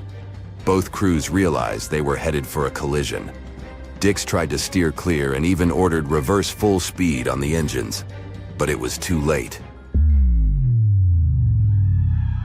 The Bywell Castle collided head-on with the Princess Alice, which was much smaller, weighing less than a third of the 890-ton coal-carrying collier. It sliced the passenger steamer in two. As Merriman remembered later, laughter on board immediately changed into screaming and panic. Some people rushed to the bridge for safety. Merriman hurried to the captain, asking what to do next. The captain's response was grim. "We are sinking fast. Do your best." The ends of the steamer went high into the air, and the middle just sank, taking passengers with it. Those unfortunate ones who were below deck were tragically trapped. The impact caused tons of untreated sewage to gush from outlets near the collision site. The water became a frothy mess of unprocessed waste with a horrible odor. It was potent enough to make even the most resilient sailors retch. Amid the chaos, passengers struggled for life in the contaminated water. They inhaled lungfuls of hazardous waste without knowing. The crew aboard the Bywell Castle sprang into action. They dropped ropes from their deck, urging Princess Alice's passengers to climb aboard. Anything that could float, from planks to barrels, was tossed into the water to serve as flotation devices for those in need. Other members of their team launched a lifeboat, saving 14 people. Nearby boats, moored along the riverbanks, joined the mission, plucking survivors from the water. Many of Princess Alice's passengers didn't know how to swim, and it was even trickier for ladies wearing long, heavy dresses. Merriman was among the lucky ones who could swim. He first held on to a piece of wreckage, and then, when others got to it, swam away and caught onto a rope hanging over the side of the Bywell Castle. They managed to save around 130 people this way. Another survivor was Robert Haynes, who played in the Princess Alice band. He was fond of ships and had noticed the Bywell Castle a couple of minutes before the collision. He chose not to follow the rest of the band, who went downstairs for a break, and that saved his life. Princess Alice's sister ship, Duke of Teck, arrived 10 minutes too late to assist with the rescue efforts. Only 2 people who had been below deck or in the saloon managed to survive the collision. We still don't know the total count of lives taken on that day, but it's somewhere between 650 and 700. And what makes this story even more tragic is that it has been mostly forgotten. Thick fog is rising over the ocean as the sun is slowly sinking towards the horizon. It's hard to see further away than a few dozen feet, but that's enough to notice a hulking, skeletal shape in the distance. As your ship approaches the figure, your heart beats faster, and then you make out the details of another vessel, abandoned by the looks of it. Ghost ships do exist, and their mysteries aren't always solved. Take MV Hoita, for example. It was a wooden vessel built in 1931 as a luxury yacht. It had served well to various people over 20 years before it was bought by a Samoan sailor and became a merchant ship. In 1955, though, Hoyita's service came to an abrupt and mysterious end. On October 3rd, it set sail for another trading voyage that should have taken no more than 48 hours. Delays happen in the sea, so when Hoyita didn't arrive on October 5th as scheduled, there was little worry yet. But then it failed to come on the following day too. There was no distress signal or any other sign of Hoyita's presence anywhere between its departure and arrival points. A search and rescue party was dispatched to find the ship, and for 6 days, they were scouting the area of nearly 100,000 square miles. On October 12th, the mission returned to the base empty-handed. Hoyita vanished without a trace. It was only a month later that another merchant ship, Tuvalu, noticed the missing vessel far away from its route, drifting in the open sea and listing heavily. The sailors boarded the ship and found that all of its crew and passengers, 25 people total, were missing, along with all the cargo the vessel had been carrying. The radio was tuned to the International Distress Channel, meaning that the crew had been trying to ask for help, but they couldn't reach anyone because the radio cable had been damaged, limiting the range to 2 miles. The lifeboats were missing as well, indicating that people on board must have left the ship. Unfortunately, they seem to have taken the logbook with them, leaving the rescue team clueless as to what had happened. Even today, the mystery of MV Hoyita hasn't been solved yet. No one knows where the crew and passengers had gone and what had caused them to leave. SV Carol A. Deering wasn't a ghost ship in the usual sense of the word. There were no sightings of it in the open sea. Instead, it was found on the shore. But the circumstances of it running aground are a puzzle shrouded in mystery.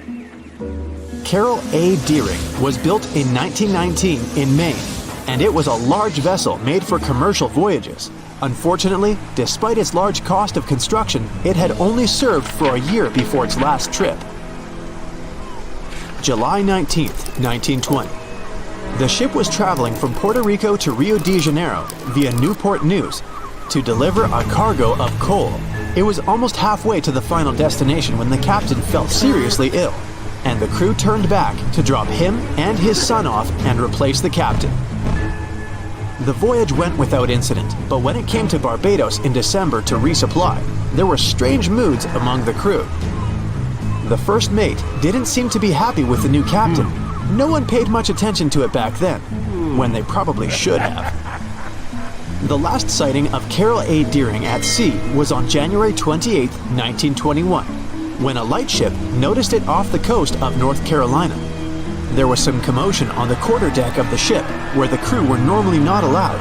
Then, another vessel sighted it, but there was already no one on the decks. On January 31st, the merchant ship was found hard aground in the Diamond Shoals, a site notorious for numerous shipwrecks that had been occupying there for centuries. When the search and rescue party boarded the ship, they found it abandoned, the log and personal belongings of the crew gone, along with the 2 lifeboats. There is still no answer to what happened on board of Carol A. Deering that January, although the most popular version was mutiny. Maybe we'll never find out the truth though. SS Bechimo is perhaps one of the most notable ghost ships in history. This large cargo steamer was built in 1914 in Sweden and plodded its way dutifully over 16 years, trading provisions for pelts with native tribes of Alaska and Canada. But then, on October 1st, 1931, Bechimo got caught in pack ice. At first, it seemed the crew would be able to wait it out and continue on their route because the ship broke free in a couple of days. But in less than a week, it became caught again, this time for good. In another week, a rescue party was sent to fetch 22 of the Bechimo's crew, while another 15 remained behind to wait through the winter if necessary and get the ship back. But a month later, after a powerful blizzard struck their camp, the sailors went out of their shelters only to find the ship gone. Luckily, a few days later, a native hunter told them Bechimo hadn't been lost yet. He'd seen it about 45 miles from where they had been stationed, They managed to track it down, but decided the ship wouldn't survive the winter. So they took the most valuable cargo from its hold and abandoned it. They were wrong though. SS Bechimo did survive that winter, and many more that followed. When the ice broke, it sailed away on its own, drifting listlessly along the shores of Canada and Alaska. There were numerous sightings of the ghost ship, sometimes adrift in the open sea, and at other times stuck in the pack ice again. People attempted to board and salvage it, but weather conditions or lack of equipment always prevented them. SS Bechimo was last sighted by Native Alaskans in 1969, 38 years after its abandonment. What became of it later remains unknown. The story of SS Orang Medan is one of the most puzzling and harrowing ghost ship stories of the 20th century. No one even knows for sure if the ship even existed in the first place. It wasn't recorded in Lloyd's Shipping, the International Register of Ships, which makes it either a tall tale or a vessel that avoided being officially recognized for some shady reasons. In any case, the accounts as to what happened to the Medan vary. According to most reports, it was carrying some unknown cargo in the Indonesian waters when a distress call was received by another ship in the vicinity. The officer on duty heard an SOS message, but its contents are different depending on the accounts. The message did not repeat, and the crew of Medan didn't answer to any attempts to contact it back. The ship that received the distress call hurried to the rescue, but they only reached the vessel the following day, when it was already drifting and slightly listing. When the rescuers boarded the ship, they found that none of the crew had survived. However, one lifeboat was missing, which implied that there was at least one crew member who managed to escape. What happened to the rest of the people on board remains a mystery to this day. Still, there are no hard facts about this story, so we might never find out whether SS Orang Medan was actually a ship and not a thing of fiction. SV Zabrina was a three-mast sailing barge built in 1873 for river trade ships in South America. She served for well over 4 decades, proving to be a sturdy and reliable ship. It was later transferred to Europe, where it continued serving its purpose well. But then, in October 1917, Zabrina set sail on a regular voyage only to be found ashore several days later. Mysteriously, although the ship was perfectly intact, the entire crew of 5 and the captain were gone. There is no direct evidence or hard facts as to what really happened that day. The most convincing theory is that the crew were washed away from the deck because of an underwater explosion. And then the ship sailed ahead without them. But the truth, as always, remains unknown. Back when it was built, the Titanic was one of the largest and most luxurious passenger ships, with high-class features like a grand staircase, a swimming pool, and a gymnasium. People thought it to be unsinkable because of its advanced safety devices. Its tragic sinking on its maiden voyage in 1912 proved it wasn't at all the case. It wasn't until 1985 that the Titanic's wreck was finally rediscovered using state-of-the-art sonar technology. Ever since, thousands of items have been recovered from the Titanic, many of them being put on display or sold for auction. Things like jewelry, a life jacket, a menu from the ship's restaurant, or even a sample square of carpet from the first-class stateroom have all baffled the public and told stories of the many on-board people. Scientists have even tried to come up with strategies to get the Titanic back up. Not because they want to put it up for display, but so it can be properly studied, and more importantly, to stop it from getting more and more damaged at the bottom of the ocean. Some have suggested filling the wreck with ping pong balls to make it float, while others even considered injecting it with 198,000 tons of Vaseline. Another creative solution was proposed, the idea of using a giant claw or scoop to lift the Titanic. Nobody came up with this device. Using 500,000 tons of liquid nitrogen to trap it in an iceberg that would float to the surface was also considered, but all these potential strategies had to be eventually let go, since the Titanic is way too fragile to ever be recovered. As the Titanic's iconic bow railings are in danger of collapsing, metal-eating bacteria continue to chew away at the ocean liner's wreckage. an undersea exploration company plans to gather data about the ship's deterioration in annual expeditions. They hope this will help them learn more about the Titanic, and also more about the ecosystem that shipwrecks create. The over 100-year-old ocean liner is also being damaged by deep-sea currents daily. Some experts predict that the ship could disappear in a few decades due to holes in its hull. The deck that passengers crowded on as the ship sank has caved in. The gymnasium near the grand staircase has also fallen in, and a 2019 expedition found that the captain's bathtub, which became visible after the outer wall of the captain's cabin fell away, is no longer there. Those annual expeditions also gather data about the creatures living at the site, including crabs and corals. Surprisingly, many species have only been seen there at the Titanic wreck, so scientists are curious to find out more about them. The most famous out of all these creatures is the Halomonas titanicae. It's a bacteria, and it was discovered on the wreckage of the Titanic.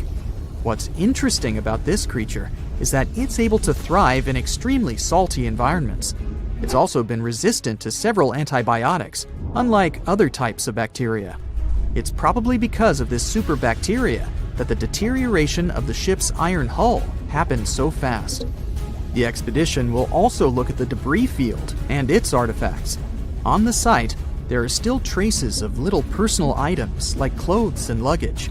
One of the most interesting stories about Titanic artifacts is that of the passengers' shoes. Most of the Titanic items that have been lost at sea deteriorated or disappeared completely. But not the shoes. They seem to be able to resist the harsh conditions. On top of that, the leather in most shoes is perfectly preserved, probably because of tannin, a substance used in the tanning process of leather. It helped the shoes resist the damaging bacteria found underwater. All this exploring might have gotten you all excited. If that's the case, I have some good news to share. You might even be able to join the expeditions. To personally explore the Titanic, you have to plan ahead and apply to be a mission specialist with OceanGate, the company responsible for the journey. However, this experience does come with a high price tag of $250,000. Despite the cost, this once-in-a-lifetime experience is in high demand because of the limited spots available. If you can afford the exploration, you will have the chance to collaborate with renowned specialists in marine biology, oceanography, the Titanic, DNA, and the deep ocean. Accommodations and meals on the dive support vessel are also included, as well as training and guidance from specialists before and during the mission. Lastly, you don't even need to bring your own gear, as the expedition equipment is included as well. Sure, ships have evolved and modernized over the years, and these days we have technology that is way better than that available on the Titanic. But this ship remains an amazing piece of history because of its many unusual features, like the fact that the Titanic's whistle was loud enough to be heard over 11 miles away, or the fact that the ship's hull was painted with a special mixture of red lead and linseed oil, which was believed to be effective in preventing the growth of seaweed and other marine organisms. However, despite popular belief, the ship's iconic fourth smokestack was not functional and was only used for ventilation and aesthetics. Probably one of its biggest flaws was its number of lifeboats.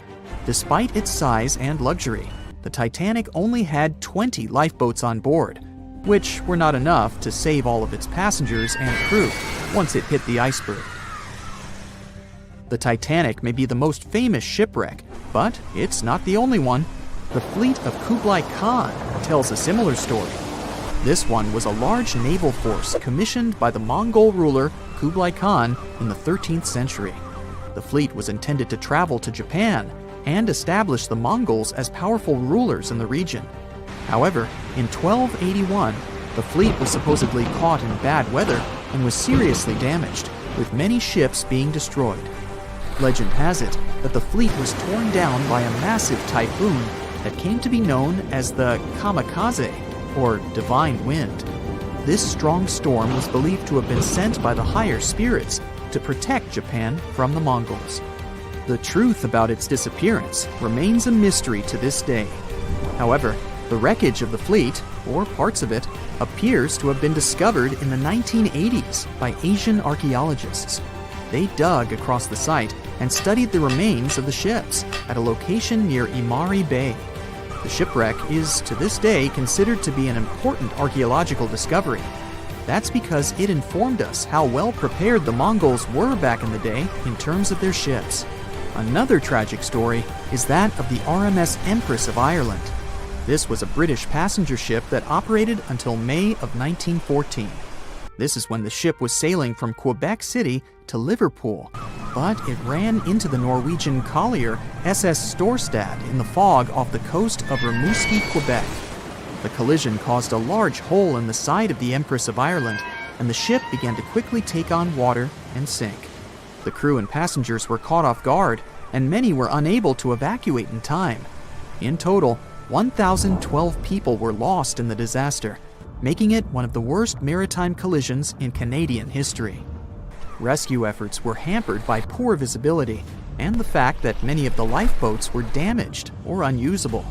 Only 465 people survived the sinking, and many of them were rescued by the Storstad, which had remained in the area despite its damage.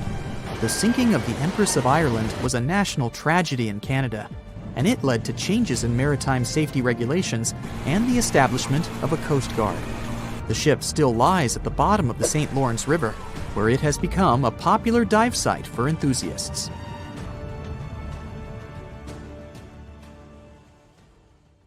The moon shines brightly and illuminates the black water of the ocean. Thick fog descends on it in ominous silence. Then, it's suddenly broken by the creaking of wooden boards, followed by a rippling of the waves. Through the fog, you see the outline of an old, large ship. Its hull is rusty, and a strange cold is coming from it. But the most unsettling thing is that there's no one on the deck. The ship sails without a crew. No, this isn't a mythical Flying Dutchman, but a very real ghost ship. September 2nd, 2019. The British Royal Navy's ice patrol ship, called the HMS Protector, sails through the calm waters of the Atlantic Ocean. The time is 11 p.m. Some of the ship's crew are on deck, while others are sleeping in their cabins. The captain steers the ship and looks straight at the horizon. The sky is lit up by an orange twilight, and clouds float in the distance. Suddenly, against this beautiful landscape, one of the sailors notices the black silhouette of an unknown ship. The captain slows down and steers the ship a little closer to the mysterious vessel. This is an old cargo ship, 250 feet long. Attempts to contact the crew members lead to nothing. It seems the unknown boat is floating in the ocean by itself. There's no one on board, at least, no one alive. The deck of the ship creaks from rocking on the waves. The sun sinks below the horizon, and it gets dark. The ship looks terrifying. British sailors don't dare to climb on that strange deck. They take a photo, post it on the internet, and sail away. Many people on the internet will assume the sailors met a real ghost ship. 5 months later, we're in the village of Ballycotton in County Cork, Ireland. A local leaves the house early in the morning to go for a daily run. Music in his headphones, fresh cool air, and a scenic route are ideal conditions for a good workout. The jogger runs along the road on the coast of the Celtic Sea. There was a strong storm last night, and now the sea looks calm. The man runs along the top of a low cliff and notices a huge vessel. An old rusty cargo ship 250 feet long lies on the beach, right among the rocks. No people on board. It seems the ship has been here for ages, but the local is sure this vessel wasn't here yesterday. A little later, it turns out this is the same ship that the sailors from the HMS Protector saw 5 months ago, thousands of miles from this place. The cargo ship, called the Alta, was built in 1976. Nobody knows who used it all this time and for what purposes. It's only known that in 2017, the ship was purchased by a new owner and marked with the flag of Tanzania. It's important to say that almost all cargo ships are equipped with AIS, Automatic Identification System, which is needed to track ship movements in the ocean. Since 2015, something strange started happening with the Alta's AIS. The ship disappeared from the satellites, then reappeared again. Over the past few years, this ship had changed several names and flags. It's not surprising that its AIS shut off and turned on numerous times. It's said that some of those who disable AIS on their ships do so to hide outlaw activities. The ship's captain, whoever it was, clearly didn't want to show the Alta's movements. As AIS showed in 2017, the ship had sailed near Greek port cities. The Alta made 12 stops in 3 such cities in different parts of Greece. Then, the AIS signal disappeared, and 10 months later, the Alta reappeared near the northern coast of Africa, 1,200 miles from Greece. In September of 2018, the ship was sailing about 1,400 miles southeast of Bermuda, and at that time, the crew members started having problems. There were 10 people on board the Alta. On September 19th, the ship's engine failed right in the middle of the Atlantic Ocean. The nearest shore was very far away. The ship began to drift. As days passed, the crew couldn't fix the vessel. Food supplies were running low. The crew started to panic and tried to contact someone. The situation got worse as a strong hurricane was approaching the place where the ship broke down. Crew members contacted the U.S. Coast Guard. On October 2nd, a helicopter headed towards the ship. Food and water were unloaded on the Alta. This was enough for the crew to bide their time for several days. About a week later, a rescue boat sailed about 1,500 miles to reach the Alta and help the stranded sailors. Shortly before the start of the hurricane, American rescuers succeeded. The entire crew of the wrecked ship was taken to Puerto Rico. The Alta remained drifting in the ocean. After a while, another ship arrived to tow it to the coast of Guyana. Then, something went wrong again. The ship was hijacked. Who did it and why remains a mystery to this day. But then, for some unknown reason, the thieves decided to abandon the ship and left it to drift in the ocean. For almost a year, the ship's location couldn't be tracked. Then, in September 2019, the vessel was found by the British Royal Navy. How the Alta was able to cover the distance across the Atlantic and wash up on the coast of Ireland is unknown. An investigation has been launched in Ireland. It's necessary to identify the owner of the vessel and find a responsible person to take on the task of towing it. But no one has since been found. Once, an unknown person called the Irish authorities and introduced themselves as the owner of the ship, but didn't provide any evidence. Several barrels of oil were found on board the Alta. To dismantle the ship, the Irish authorities will need to spend about 10 million euros. Local residents are annoyed by the wreck too. Corroding metal is bad for the environment, and kids have already snuck on board and posted a video on the internet from inside the abandoned ship. The further fate of the Alta remains unresolved. It's still lying there. That ship sailed in the ocean for just 2 years. Now imagine if some other managed to drift for 38. In all that time, no one could catch this ship, and people still seek it.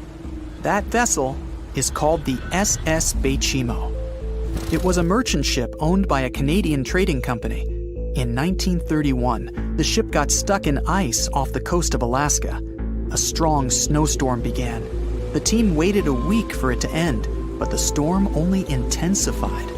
One day, the weather improved a bit, and part of the team was evacuated to the nearest city. Another part of the crew, with the captain, set up camp near the ship. The storm started again and didn't stop for a long time. The blizzard was so heavy that the ship's captain couldn't see beyond his arm's reach. Finally, when the storm was over, the captain saw that the ship simply vanished. He decided the Bechimo sank during the storm. A week later, the ship was found, drifting near the place where it was lost.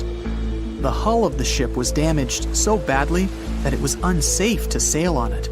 The captain decided to abandon the ship. However, it didn't sink. For the next 38 years, it was drifting at various points along the Alaskan coast. Several times, people climbed on the ship, including native Alaskan residents and a group of researchers. Attempts to save the vessel from the sea ended in failure. The salvage operations were hampered by drifting ice and bad weather. The last time it was seen was in 1969. The ship was frozen and blocked by the ice. In 2006, the government created a special project to find the Bechimo. However, in all these years, the ship still hasn't been found. Its fate is unknown. It's likely that the ship has finally found peace and is now lying on the seabed of the Chukchi Sea. They said it was the most technologically advanced ship. They said it was unsinkable. And when it sank, they made a movie about it. These were the main reasons why the Titanic disaster became world famous.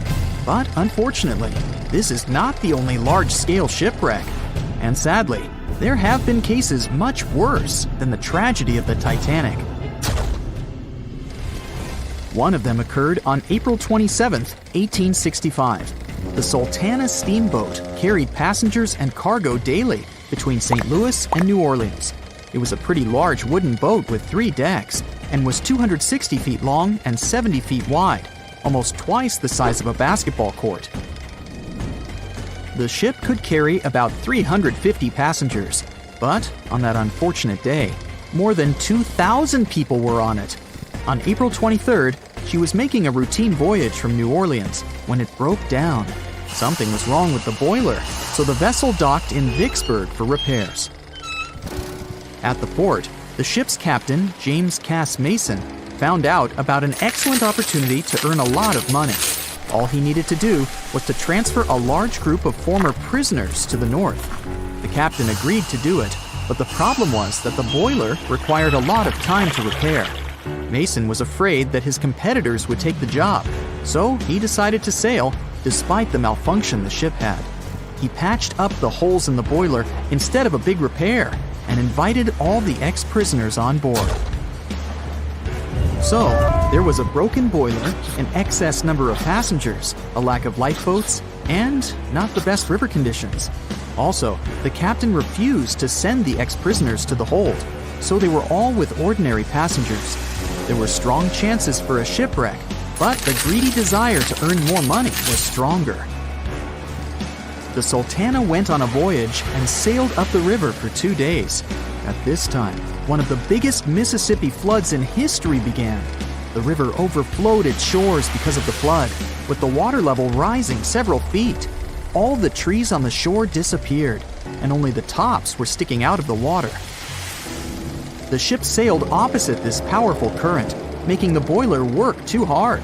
On the evening of April 26th, the Sultana arrived in Memphis, Tennessee, and they loaded even more, 120 tons of sugar and 200 passengers. She got incredibly heavy. Around midnight, the ship continued its dangerous journey. The captain sailed to barges to load a shipment of coal. At 1 a.m., the vessel left the barge. At 2 a.m., the broken boiler, unable to withstand the load, suddenly exploded. The Sultana was just 7 miles north of Memphis. Few people survived that day. The problem was that passengers trying to escape from the fire jumped into a cold river with a strong current. The Sultana disaster is considered the most tragic shipwreck in the history of the United States. The exact number of those who didn't survive is still unknown. According to various sources, this number was from 961 to 1,800 people.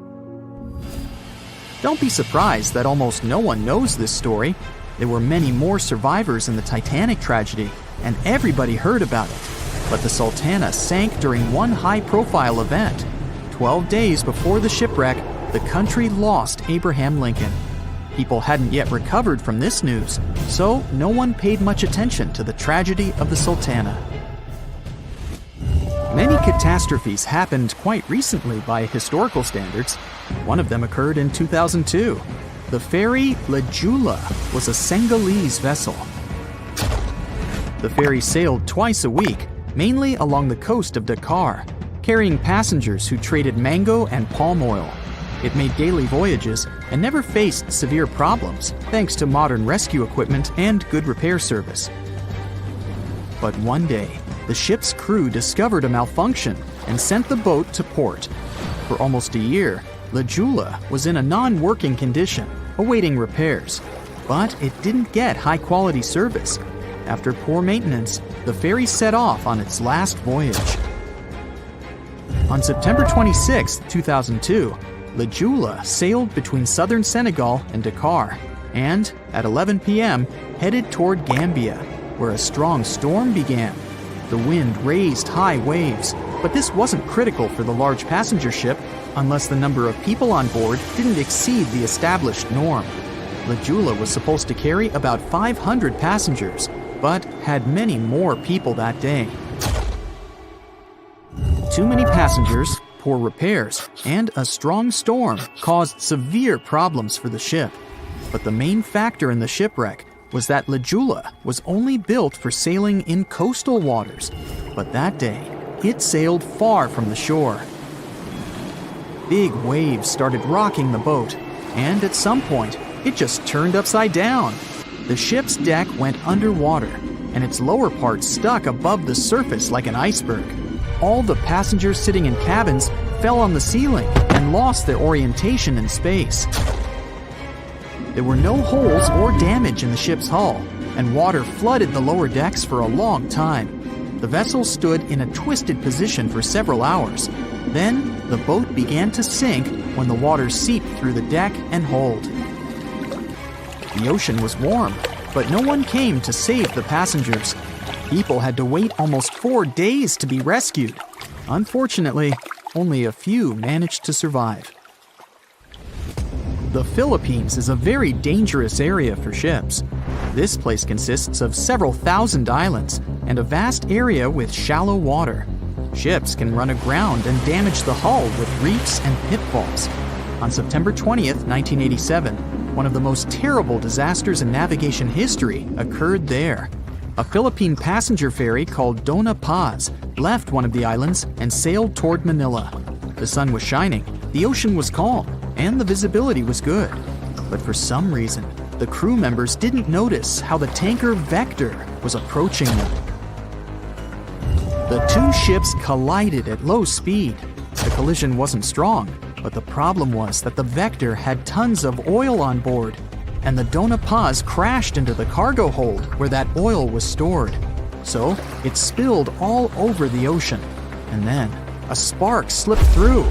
Not only did the two ships catch fire, but also filled with water. Both ships sank in a matter of seconds. Only a few dozen people survived that disaster. On September 27, 1854, the passenger ship Arctic sailed from Liverpool to New York. The fog came rolling down, and visibility got really bad. Another boat appeared out of the thick white haze, the French steamer Vesta. The ships were close enough to each other that a collision was inevitable. The French vessel was smaller, so it seemed to the Arctic's captain that Vesta had received a lot of damage. And while he was staring at the other ship, his boat got quickly filled with water. The captain gave the order to sail to the shore as fast as possible, but the ship's engines stopped working because of the flood. Then the ship's crew started to lower lifeboats with women and kids. Still, when rescuers found lifeboats with people, it turned out that only 87 out of 400 people survived, 65 crew members and 22 passengers. Surprisingly, there were only grown men among them. The ship's captain survived by clinging to the wreckage. All newspapers wrote about this story as one of the most terrible and shameful tragedies in navigation history. The survivors were criticized because they didn't save women and kids, and the crew members were accused of violating the law, since the safety of passengers should be higher than the safety of sailors. But despite this, none of them were brought to responsibility. Unfortunately, shipwrecks still occur to this day, but fortunately, there are fewer of them than before, thanks to modern navigation systems and radar. But no technology can guarantee there won't be a super strong storm or any other emergency that no one can foresee. No matter what happens, don't stop! We almost got it! Two treasure seekers are digging frozen ground in a cornfield at night. It's raining hard, lightning is flashing, but these two guys keep working. And now the shovel hits something solid. No way! A treasure chest!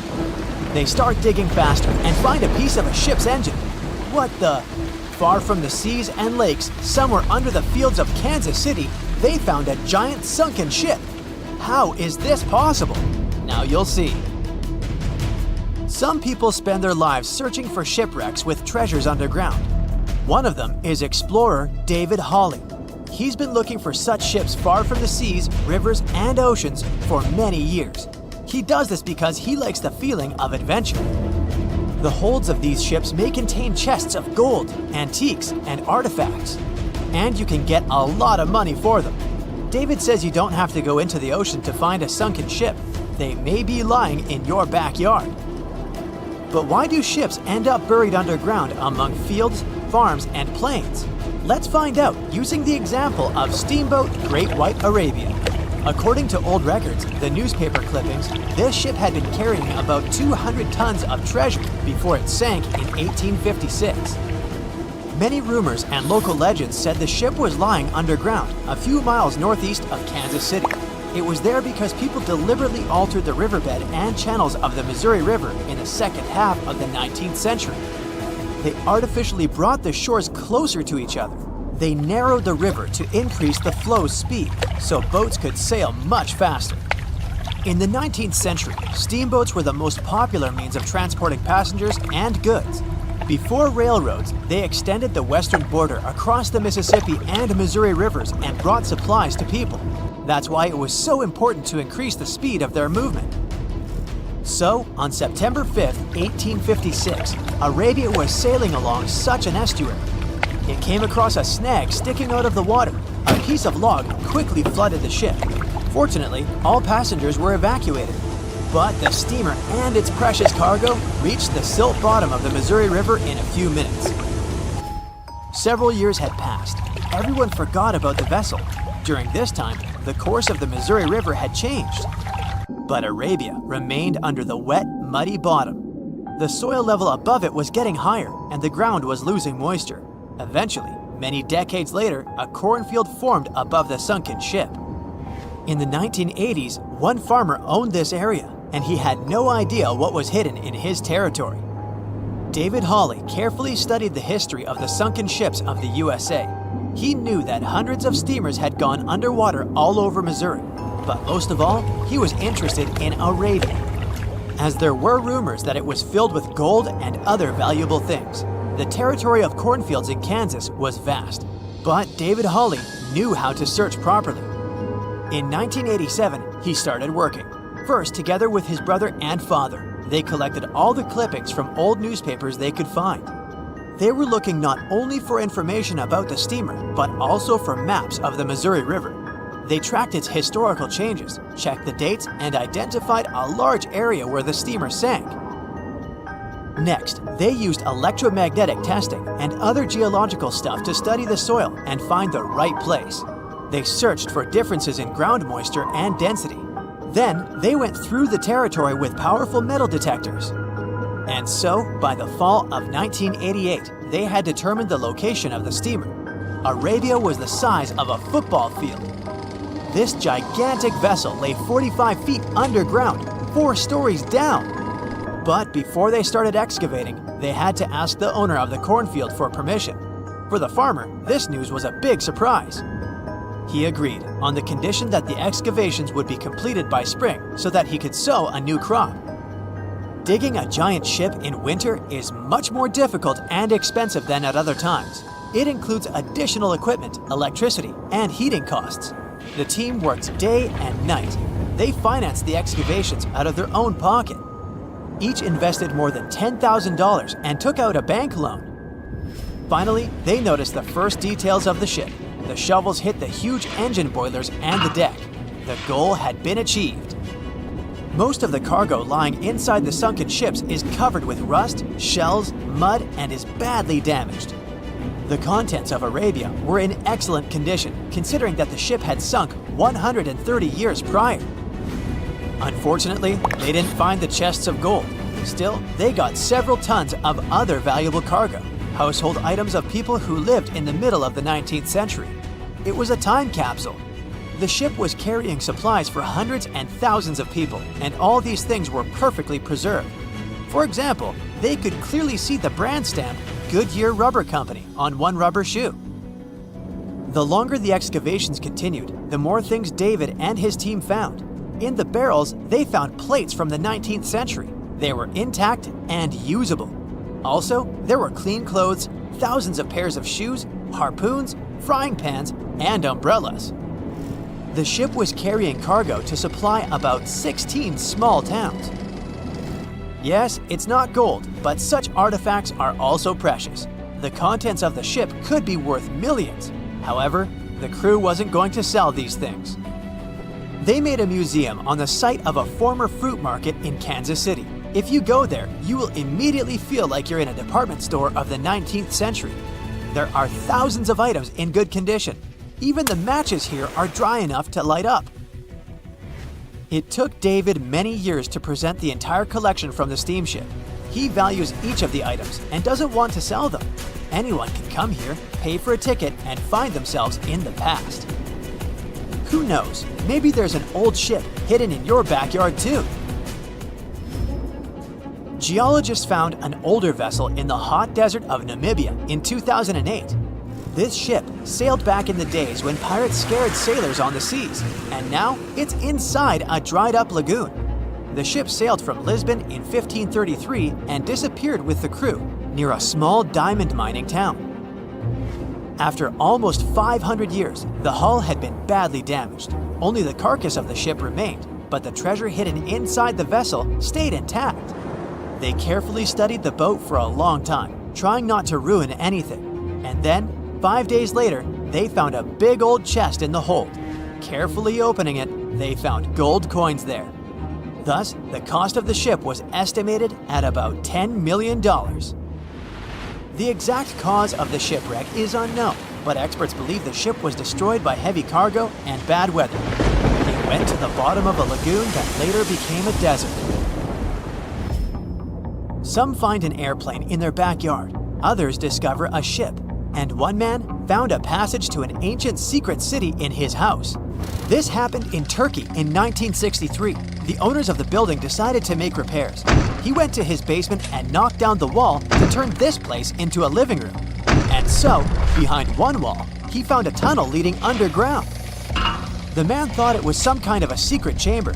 He went down there and realized it was something much more than that. It was an ancient city 18 floors deep. People built it in the years 780 to 1180 as a refuge from weather disasters and the invasion of enemies.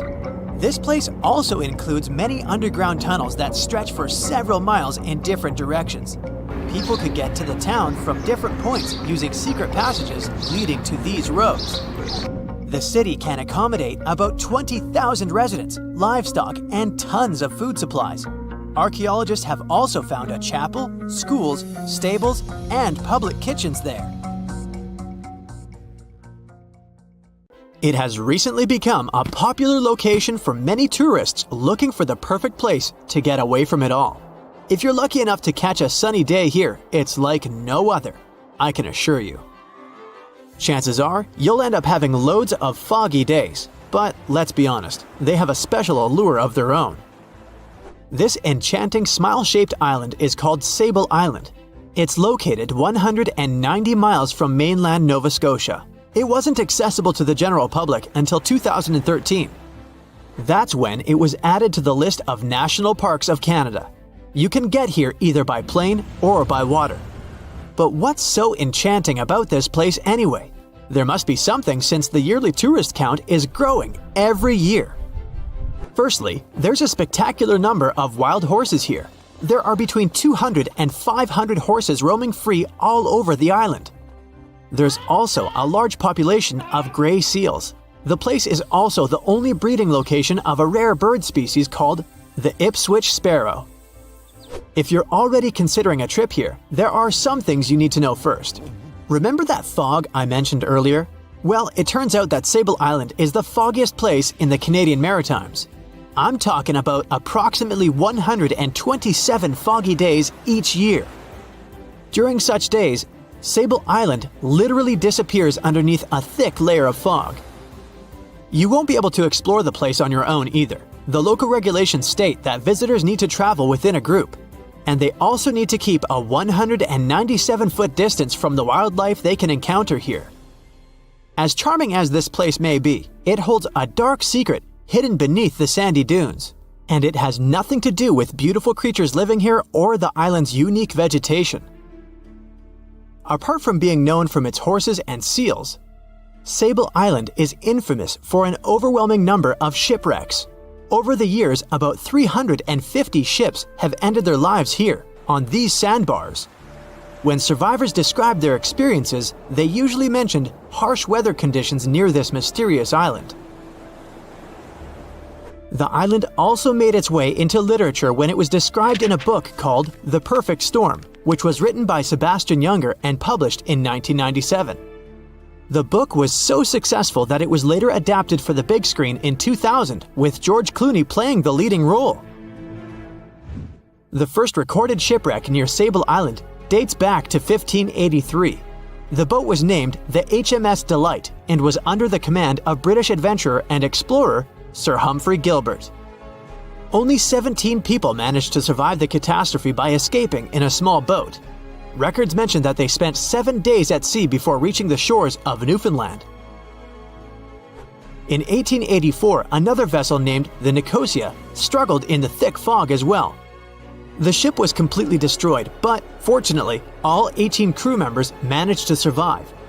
The captain's son was almost lost at sea when a lifeboat capsized when he was climbing into it.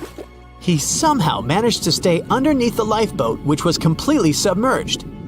When this lifeboat righted, he eventually emerged from the water and was rescued for the second time. The years between 1947 and 1999 were relatively quiet on the island. In 1999, though, a yacht called the Merrimack ran aground near the shore of the island at about 2 a.m. on July 27th. The 40-foot fiberglass boat had a crew of only 3 people. Natural gas exploration workers, who were luckily not far away, rescued them. The crew managed to fly safely to Halifax the next day. The owner of the Merrimack tried to recover his boat by hiring local fishermen. Unfortunately, this operation was unsuccessful, since only the fittings of the yacht were eventually saved. It took no more than 6 weeks for the sand and waves to crush and completely break up the hull of the Merrimack. So what is it about this place that's so dangerous for boats? Does it have anything to do with the weather? Or maybe there's other forces at play?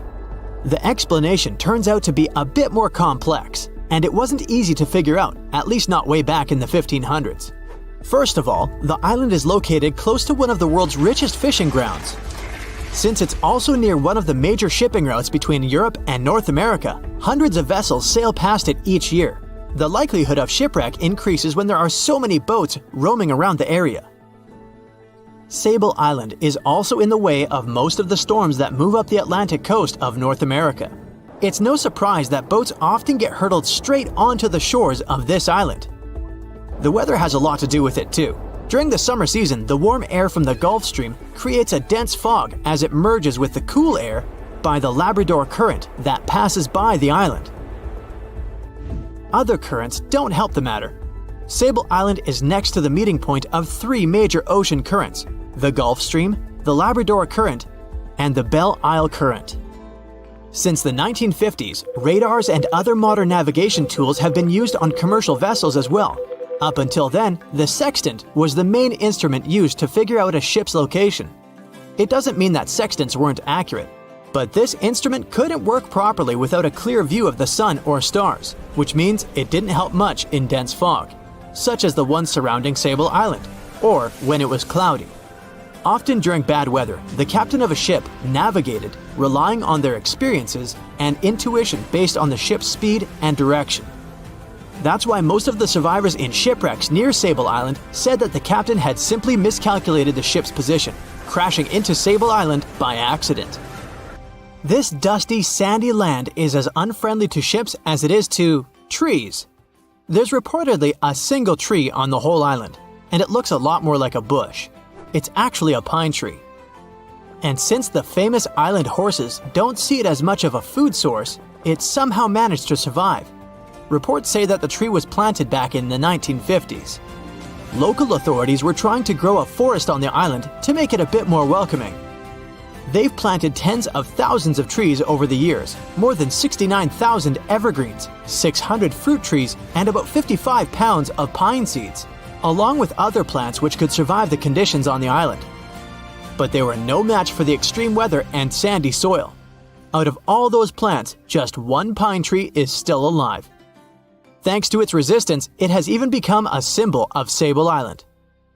Interestingly, for around 40 years, the island also had just one inhabitant. Can you imagine that? One person living on a remote island for so many decades? It's the story of a woman called Zoe Lucas. She chose to surround herself with the only residents on the island: the horses, the gray seals, and the many species of birds. An esteemed naturalist, she mentioned in an interview she gave back in 2017 that she was used to living on the island and that she never got lonely. To survive here, she had to put together an essentials kit. It included a notebook to take notes and a pair of binoculars to study the wildlife. You can safely assume she wasn't scared of the intimidating surroundings, since she decided to eventually call this place home. At first, Zoe wanted to set up camp on one end of the island, near some abandoned buildings. But eventually, she settled in a wooden house near a bunch of sand dunes. A Canadian institution called the Meteorological Service of Canada put together the simple construction back in the 1940s. Parks Canada operates the building these days. Zoe's work included gathering as much data on the local horse population as possible. It could help scientists better understand how they managed to adapt to the unfriendly environment. She also helped gather the debris that made it to the shore to help track pollution levels. Among all the rubbish that she collected, there was a refrigerator and a crate full of fresh peppers.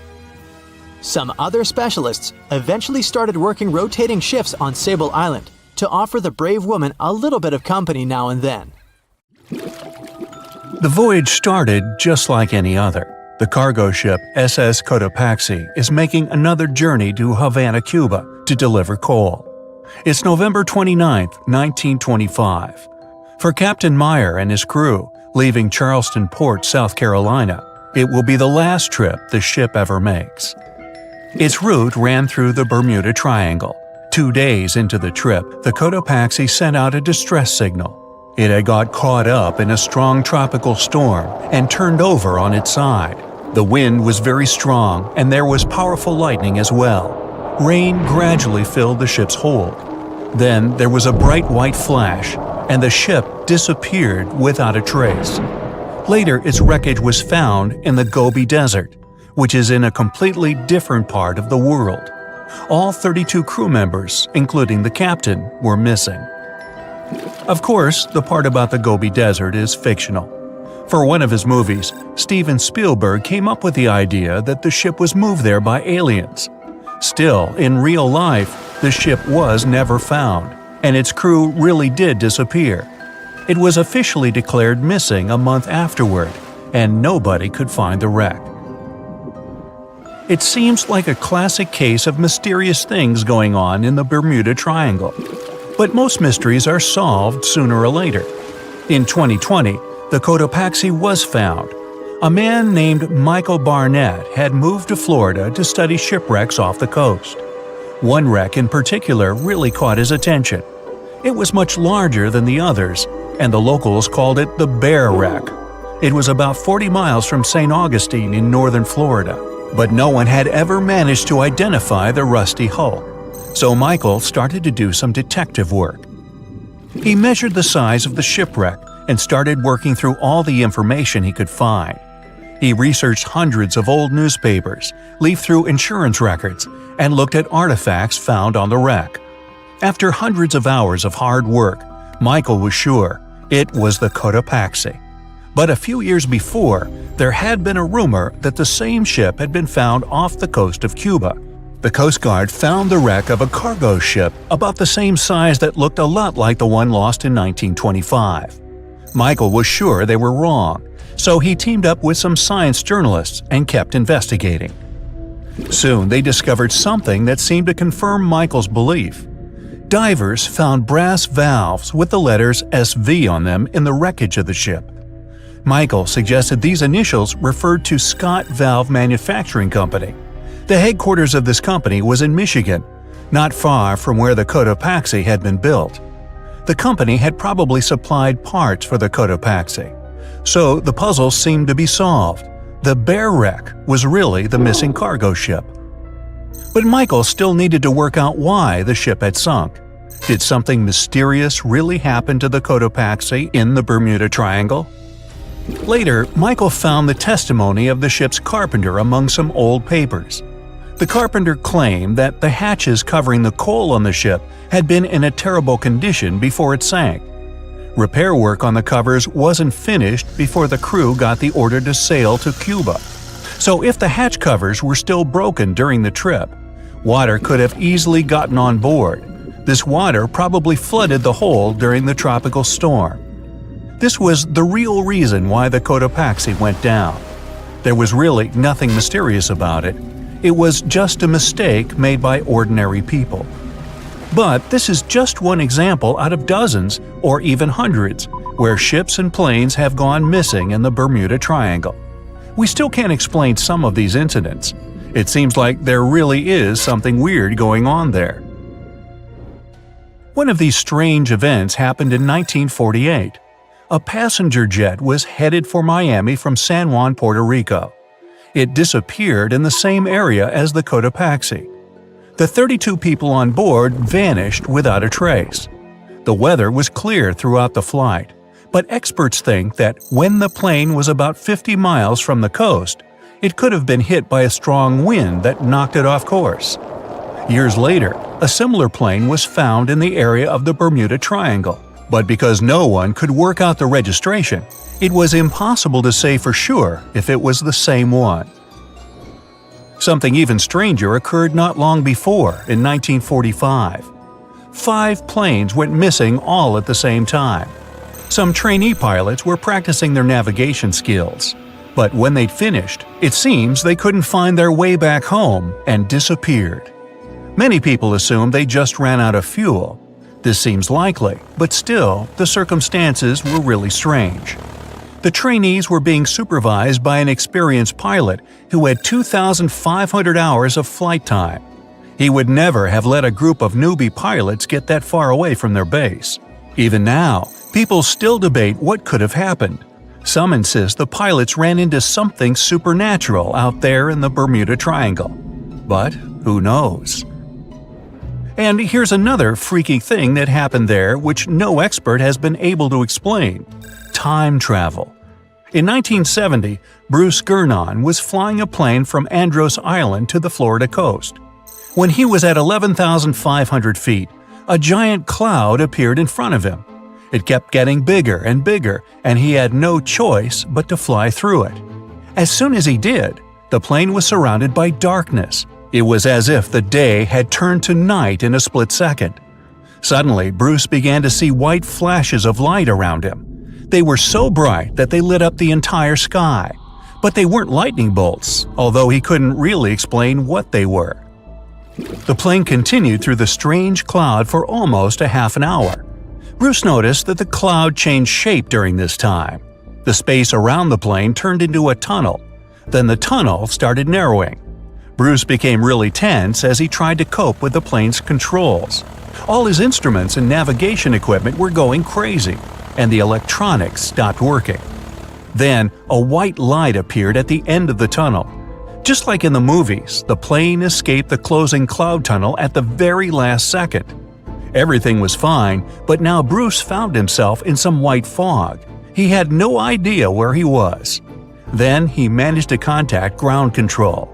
He was shocked when he learned that his plane was already in the airspace above Miami. It seemed that something impossible had happened.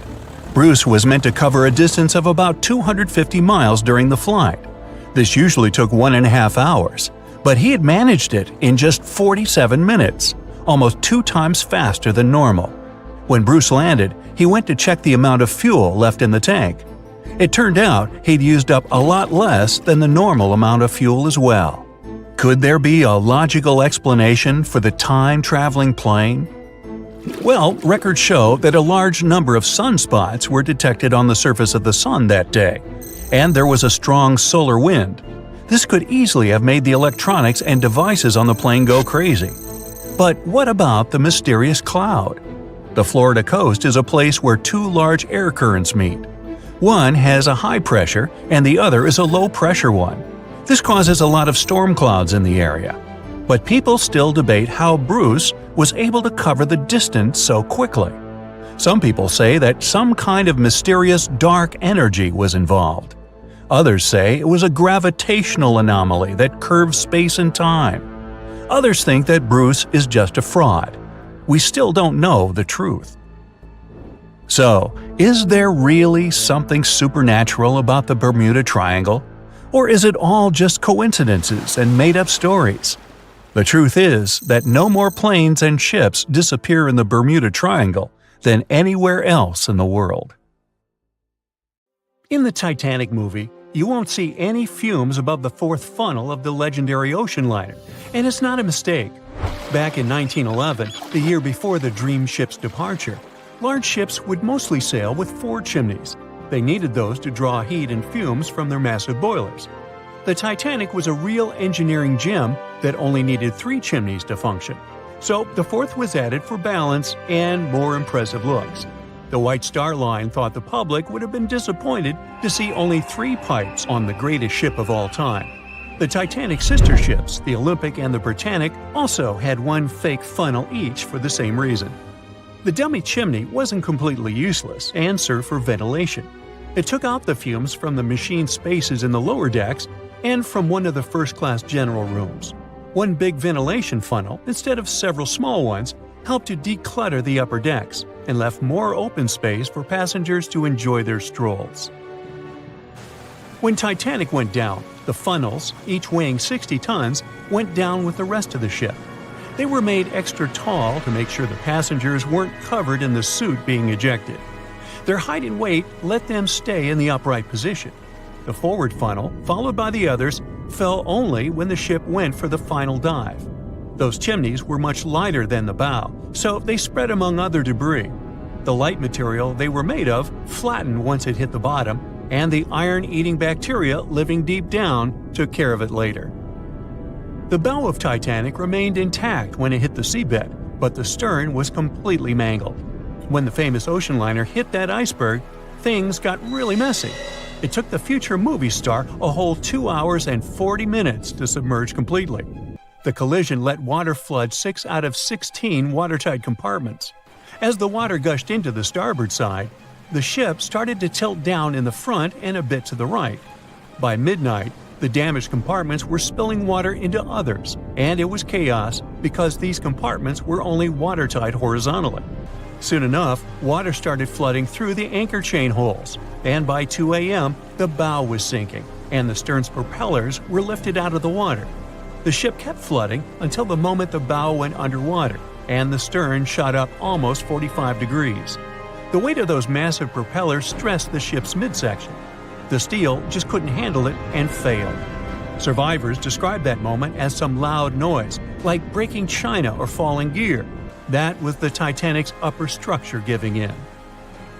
By 12 past 2 a.m., the bow and stern were only connected by the inner bottom structure. Minutes later, the bow, weighing almost 16,000 tons, broke loose from the stern. The stern rose sharply to an almost vertical position and started sinking slowly. By 2:20, it disappeared underwater. The bow was cruising down at about 13 miles per hour and had hit the ocean floor almost a half an hour before the stern. The 2 parts of the Titanic now lie 2,000 feet apart, pointing in different directions. The bow remained mostly intact, just covered in mud. The stern turned into a tangled wreck because of the implosions it went through during the descent. The air trapped within the structure just couldn't handle the increasing pressure of the water deep down. Signal rockets played a big part in the Titanic's tragedy. When a ship goes down, you're supposed to shoot up red flares to signal trouble. But someone decided to stock Titanic with white lights instead of the usual red ones. So when the ship smacked into that iceberg, the crew fired off white flares. The SS Californian was passing nearby, and its captain knew the Titanic was in a dangerous iceberg zone. The crew didn't spot the sinking Titanic, but they sure saw those white rockets. The radio between the ships was useless because the Californian's operator switched it off. The captain had a gut feeling something was off, so he flashed a Morse code light signal at Titanic. But he received no reply because the Titanic had already gone underwater. There was another ship, Samson, sailing alongside the Titanic. It had plenty of illegally hunted frozen seal meat from Canadian waters abroad, so it was sailing with lights off to remain unnoticed. When they saw the Titanic's white rockets, they thought it was the Coast Guard and zoomed away. Samson didn't have a radio, so they couldn't find out about the ongoing disaster. The crew got the news about Titanic only when they got to the coast of Iceland the following month. There have been many theories to explain the Titanic tragedy, and one of the recent ones says that there was a fire involved. An Irish journalist went full detective for decades, digging into the mystery, and stumbled upon a game-changer. He came across a photo album that had been hiding from the public for a century after the tragedy. In the pictures, taken at the Harland and Wolff shipyard in Belfast, Northern Ireland, just over a week before the liner sailed, you can clearly see a massive 30-foot black spot on the ship's hull. Maloney researched the photos and eyewitness testimony from the time and claimed that a fire spontaneously broke out inside of one of Titanic's enormous coal bunkers. It was raging for a whole 3 weeks and messed with the metal, critically weakening a crucial segment of the ship's hull. Back then, most ships had just one hull, so it was the only skin the Titanic had. That's why the iceberg managed to punch a hole through the ship so easily. If it hadn't been for the fire, the Titanic might have shrugged off that iceberg collision. The company operating the liner knew about the fire, but they decided to conceal that fact. They didn't want any negative stories in the press as they faced some serious competition in transatlantic voyages. The Titanic was sold out, so they stocked up on coal and made it sail. The moon might have also played a role in the sinking. Our satellite heavily affects tides on the Earth. The closer it is to our planet, the stronger the tides are because of the increasing gravity of the moon. Back in 1912, the moon was so close it made several glaciers in Greenland break apart. Massive chunks of ice that broke off from the glaciers started floating south. The supermoon event came just 6 minutes after a spring tide. During new and full moons, the alignment of the moon, the Earth, and the Sun makes their combined gravity reach its peak. And the day before, our planet had come the closest to the Sun that year, which made the gravity even stronger. This mixture of events created perfect conditions for one of the most powerful tides in history. It created the perfect conditions for the icebergs breaking off from Greenland's glaciers to move freely. Opponents of this theory say that the difference in tidal force wasn't actually that big, and it couldn't have been the main cause of the sinking. The iceberg tore down the side of the ship, leaving a huge opening in the hull. It wasn't a continuous rip, and damage was caused in several places. Some experts believe the ship would have survived the iceberg if it had hit head-on. The Titanic had watertight compartments designed to prevent flooding in case of a collision. Only the first 3 or 4 of these compartments would have been flooded. This could have helped save a lot of lives. Supporters of this theory put the blame for the disaster on First Officer William Murdoch. Huge, fast-moving ships don't just turn in a matter of seconds like a speeding car.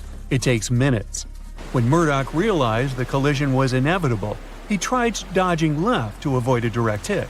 But despite his efforts, the ship still collided with the iceberg. You know the rest.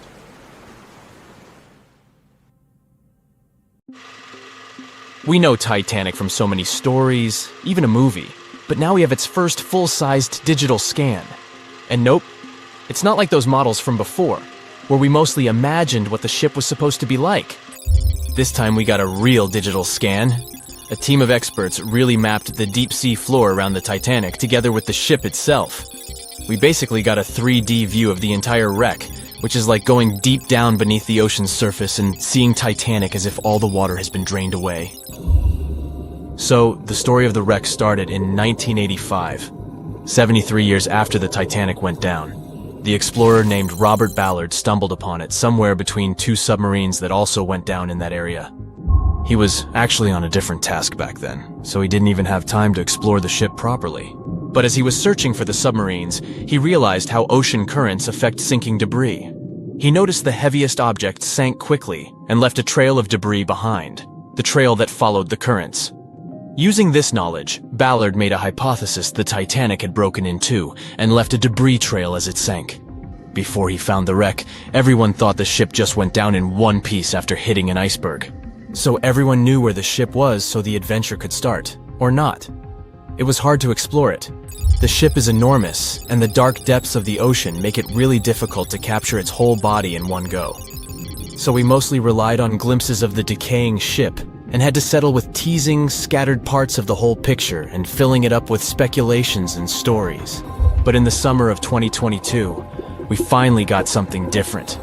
A team of experts from Magellan Loaded, a company specializing in mapping the deep sea, teamed up with Atlantic Productions, who were making a documentary about the project. They embarked on a mission to capture the complete view of the Titanic. They used submersibles. Those are vehicles that go underwater, remotely controlled by a team of skilled explorers. These submersibles dove deep into the ocean. It wasn't an easy job. They spent over 200 hours collecting information about the entire length and breadth of the wreck. It was like a real-life treasure hunt. But instead of finding gold and jewels, they took something even more precious. Over 700,000 images of the Titanic from every angle possible. Yup, they took photos of every tiny part of the ship, even the not-so-interesting bits most of us would usually skip.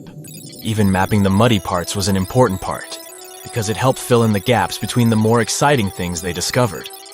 And this was a way for all of us to finally get a detailed 3D reconstruction. Even though it's been more than 100 years, you can still recognize the bow of the Titanic, covered in rust that hangs down like stalactites.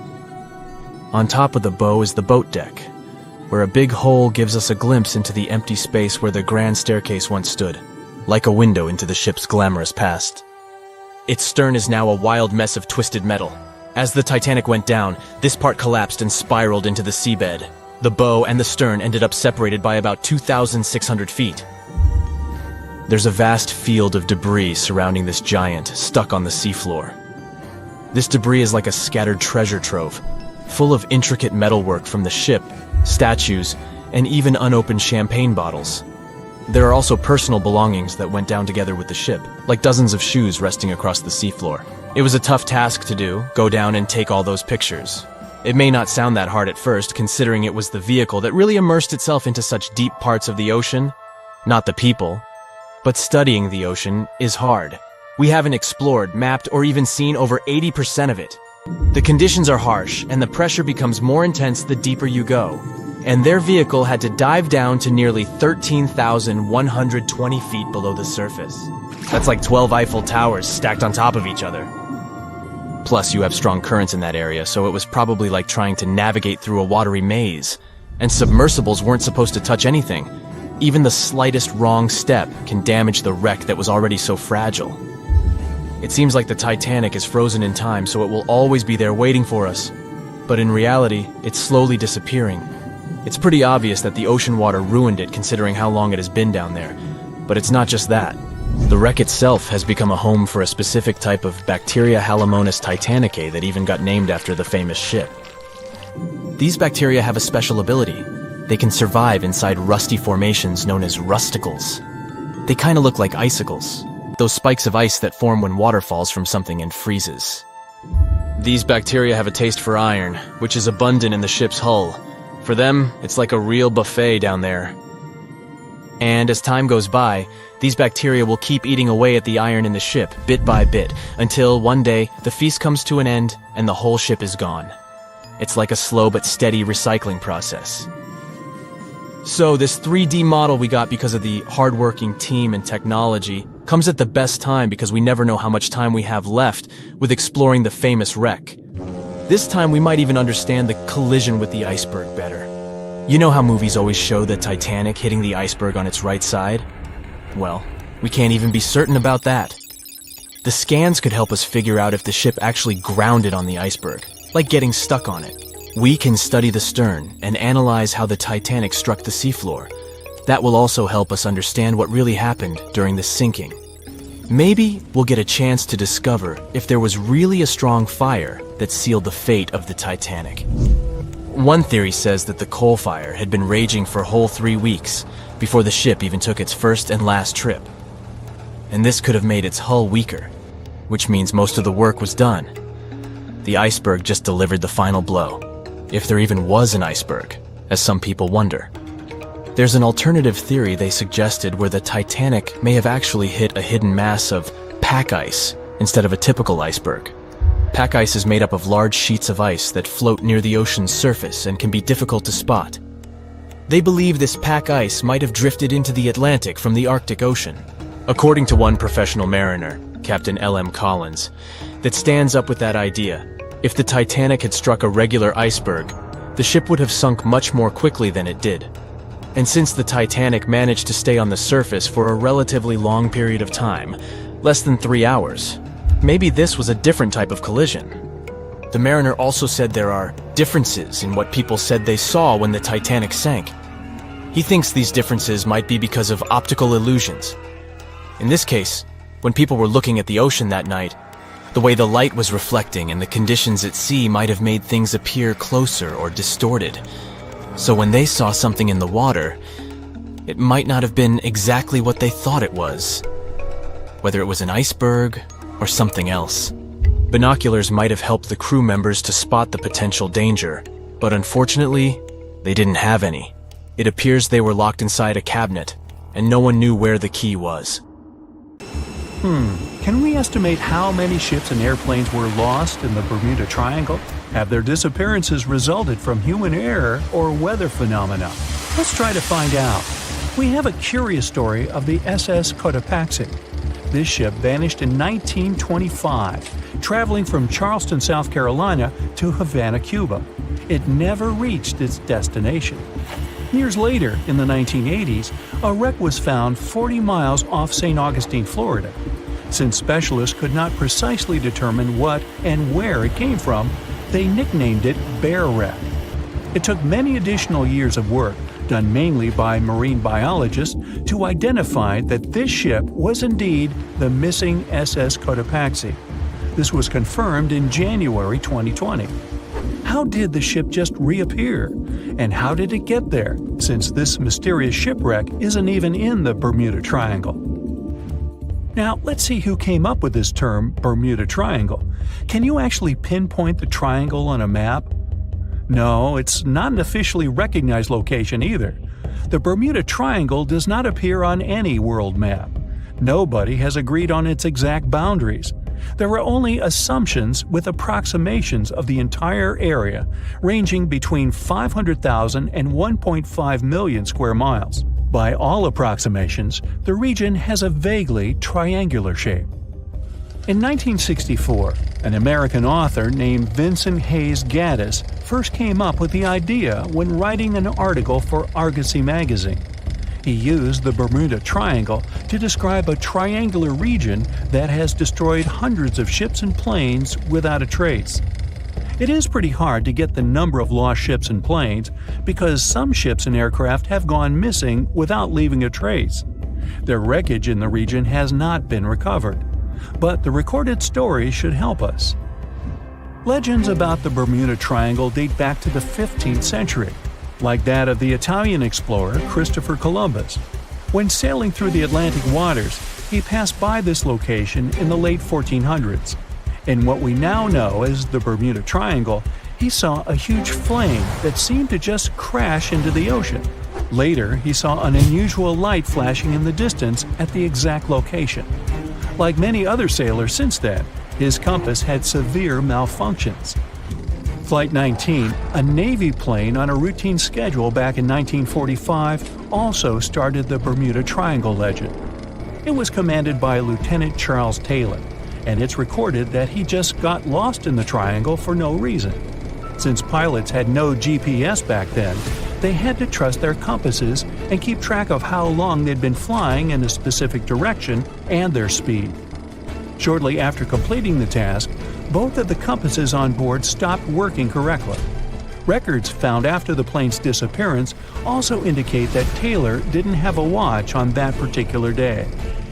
The initial report stated that pilot error was to blame for this unfortunate event. However, because people weren't satisfied with this outcome, it was changed to causes or reasons unknown after several reviews. One surviving pilot named Bruce Guerin suggested he went through an electronic fog while passing above the triangle, making him travel through time. In 1970, when this incident happened, he was flying his aircraft when it was surrounded by two huge clouds that formed a whirlpool and spiraled. Like many others before him, he noticed that his navigation devices were malfunctioning. When he eventually made it out of those clouds, he discovered that his flight had only taken 35 minutes. It should have taken 75 in total. Since he had no other reasonable explanation for what he went through, he believed he must have been pushed forward in time. It's not only strange-looking clouds that have been seen above the Bermuda Triangle. In 2014, a pilot recalled almost colliding with a flying object that he could not identify whatsoever. Some of these strange encounters were even caught on tape. It's the case of an early 2015 flight whose passengers noticed a curious object just floating over the ocean. The pilots have yet to figure out what they actually saw back there. Okay, not all of the possible explanations have been this unusual. Oceanographers, for example, have also tried to explain why ships disappear around here. So they recently came back to one of their old theories: rogue waves. These are immense walls of water that just pop up suddenly. If multiple such waves rise simultaneously, they overlap like a wave sandwich. If one single wave can reach over 30 feet tall and happen simultaneously, it can create a rogue wave that can surpass 100 feet high. These types of waves can quickly overtake even the biggest of ships. Meteorologists came up with their own explanation too: hexagonal clouds. These unusual types of clouds can generate winds of up to 170 miles per hour, and they're pretty significant too, some reaching 20 to 55 miles across. As such, waves inside these wind giants can go as high as 45 feet. The Earth's own magnetic force might also have something to do with it. Within the Bermuda Triangle, compasses point to true north, the geographic North Pole, rather than magnetic north, the shifting magnetic North Pole. Some have even explained that since these two perfectly overlap in the Bermuda Triangle, it can cause a magnetic phenomenon that could make navigational devices malfunction. It's called the agonic line. The problem is that scientists have discovered that this line moves each year. It might have passed through the Bermuda Triangle at one point, but it's now through the Gulf of Mexico. Other strange natural phenomenon found along the coast of Norway could help explain why the Bermuda Triangle has claimed so many ships. There are some deep craters there, measuring up to half a mile wide and are 150 feet deep. Scientists believe they were created by methane gas bubbles. This gas seems to be leaking from deposits hidden deep in the seabed. Once the gas reaches a certain quantity, it bursts to the surface and causes eruptions. So, do pilots and ship captains actually avoid this area today? Could this explain why there are fewer ships that get lost there nowadays? But if you've ever flown from Miami to San Juan, Puerto Rico, you probably know that's not true. As for ships, if people would avoid the Bermuda Triangle, nearly all Caribbean vacations would be spoiled. To this day, there are a lot of flights that go over the Bermuda Triangle, so it's clear nobody is avoiding it. This place is one of the most heavily traveled shipping lanes in the world. Nowadays, the Bermuda Triangle has heavy daily traffic, both by sea and air. But the Bermuda Triangle is indeed subject to tropical storms and hurricanes that happen very often. Let's also keep in mind that the Gulf Stream, a strong ocean current that causes sharp changes in local weather, passes through the Bermuda Triangle. Besides, the deepest point in the Atlantic Ocean, the Milwaukee Depth, is also located in the Bermuda Triangle. The Puerto Rico Trench reaches almost 27,500 feet at the Milwaukee Depth. So, if you think about it, the whole mystery is a perfect combination of human error, bad weather, and a lot of ship traffic. This was confirmed by data provided by the U.S. Coast Guard. If you look at percentages, the number of ships or planes that go missing in the Bermuda Triangle isn't different from anywhere else. Disappearances do not happen more often than in any comparable region of the Atlantic Ocean. Official statistics say around 50 ships and 20 airplanes have vanished while traveling through this region. So that's another reason why the total number is so hard to pinpoint. Nobody could describe its rescue in official records if a boat was reported missing. There are also some events that, it turns out, didn't happen at all, adding to those false reports, like that of a plane crash back in 1937 off Daytona Beach, Florida, that local papers surprisingly revealed nothing about. Far out in the open sea on a perfectly calm day, a dot appears on the horizon. It grows in size as it gets closer, and soon you can see it's a ship. But when you look at it through the spyglass, chills go down your spine.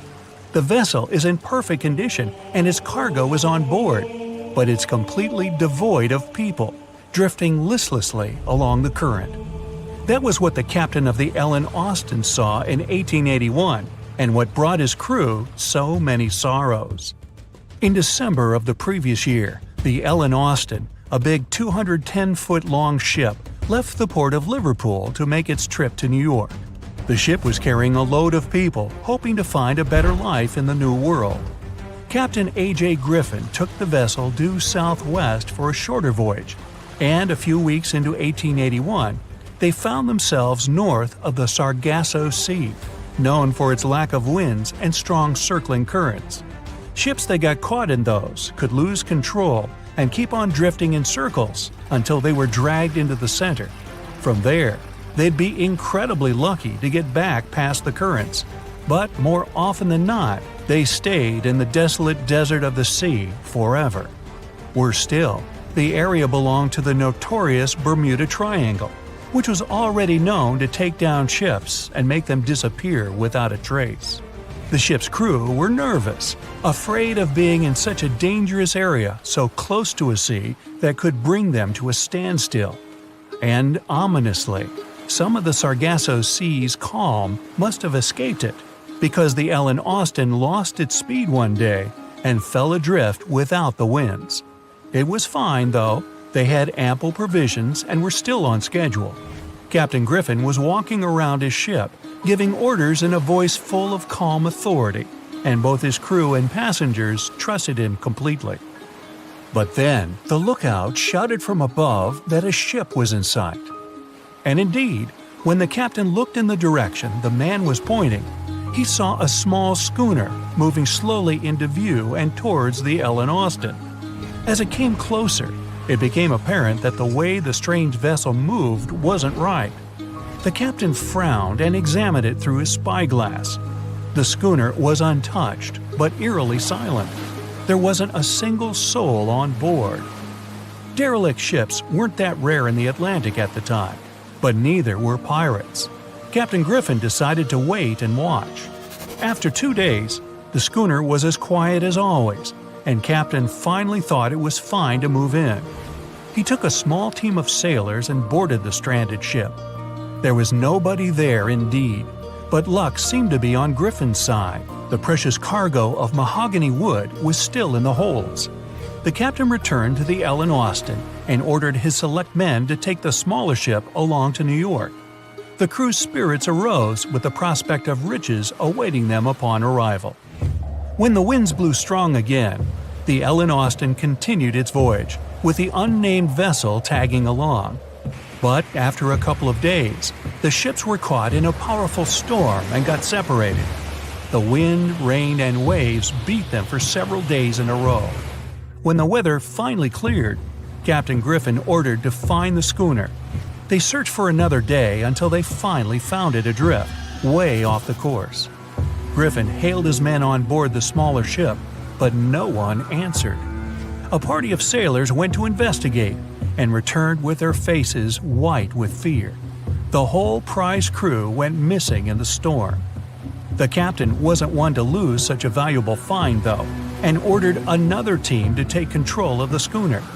Reluctantly, the sailors obeyed, and the two ships continued their voyage. They agreed to stay as close as possible to one another and ring their bells at set intervals at night to let each other know they were fine. Several nights went all right, with bells ringing reassuringly every hour. But one day, a thick blanket of fog fell on the sea and almost completely blocked their vision. The ships went on regardless and started sounding their bells earlier. When night came, the fog was still there, but the bells were the sound of life. Until they stopped. Captain Griffin rang the bell once, then twice. No answer. The crew lit the fires and looked out into the sea intently, but the fog hadn't lifted, and they couldn't see a thing in the swirling abyss beyond the ship's board. Nobody could sleep that night, and they waited in silence until the break of dawn.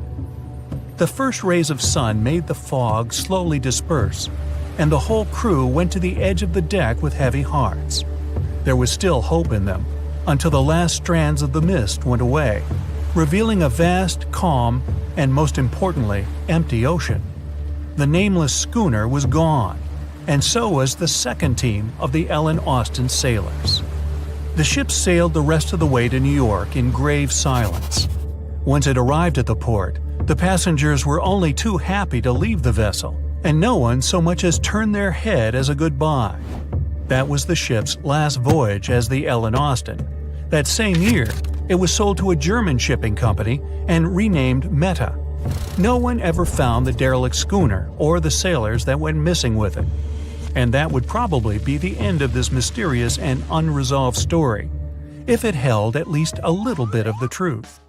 In reality, none of the enigmatic things in the narrative actually happened. The Ellen Austin did indeed leave Liverpool and headed southwest to New York, and its captain was really A.J. Griffin, taking people to the American continent. But from here, the story falls apart. First of all, the ship went way too far to the north to pass the Sargasso Sea so closely. There was simply no reason to make a detour so broad. Even though the westerly winds were strong, it was still faster to take them head-on than to go in a southerly direction. So the Ellen Austin was probably nowhere near the Sargasso Sea and the Bermuda Triangle. Secondly, the triangle itself has been proven time and again to be nothing but a work of fiction. In fact, it gained popularity in the middle of the 20th century, while nobody even thought of drawing a triangle in the Bermuda area before that. The mystery was popularized by science fiction writers and became a common myth, while no serious research proved it any more dangerous than other parts of the world's ocean. So the crew of the Ellen Austin weren't even aware of the Bermuda Triangle back then, let alone afraid of it. Thirdly, the whole story was told and retold by magazines and mystery-loving personalities with ever-changing details. It first appeared in a newspaper in 1906 and already had the date wrong. The article said the voyage took place in 1891 instead of 1881. Later, the story resurfaced in 1935 on the radio with the wrong name of the captain. It was Baker, not Griffin. The date was also off, saying the trip was taken in August 1881, when the Ellen Austin was already renamed Meta. The legend grew upon with other strange details, such as the ship's route from London to Newfoundland, which was never the case. But the final debunking came from the archives of Lloyd's of London, the marine insurance market that keeps all logs of trade and emigration ship routes. The documents there say that on February 1881, the Ellen Austin completed its cross-Atlantic voyage to New York without incident. Captain A.J. Griffin off-boarded the ship with all his crew hale and hearty and declared no loss of hands during the trip. The voyage took over 2 months because the ship had to fight strong westerly winds pushing it back towards Britain. The crew reported no strange encounters on the way, and the whole thing was as boring as could be. And even the passengers must have been smiling when they stepped on the American soil at last, unaware of the phony baloney story they were about to be a part of. There's something really bizarre going on at these 12 points scattered across the Earth. The vile vortices, as they're called, are these creepy spots over the Tropic of Cancer, the Tropic of Capricorn, and the North and South Poles, where weird forces seem to take over. You've probably heard of the most famous one, the Bermuda Triangle.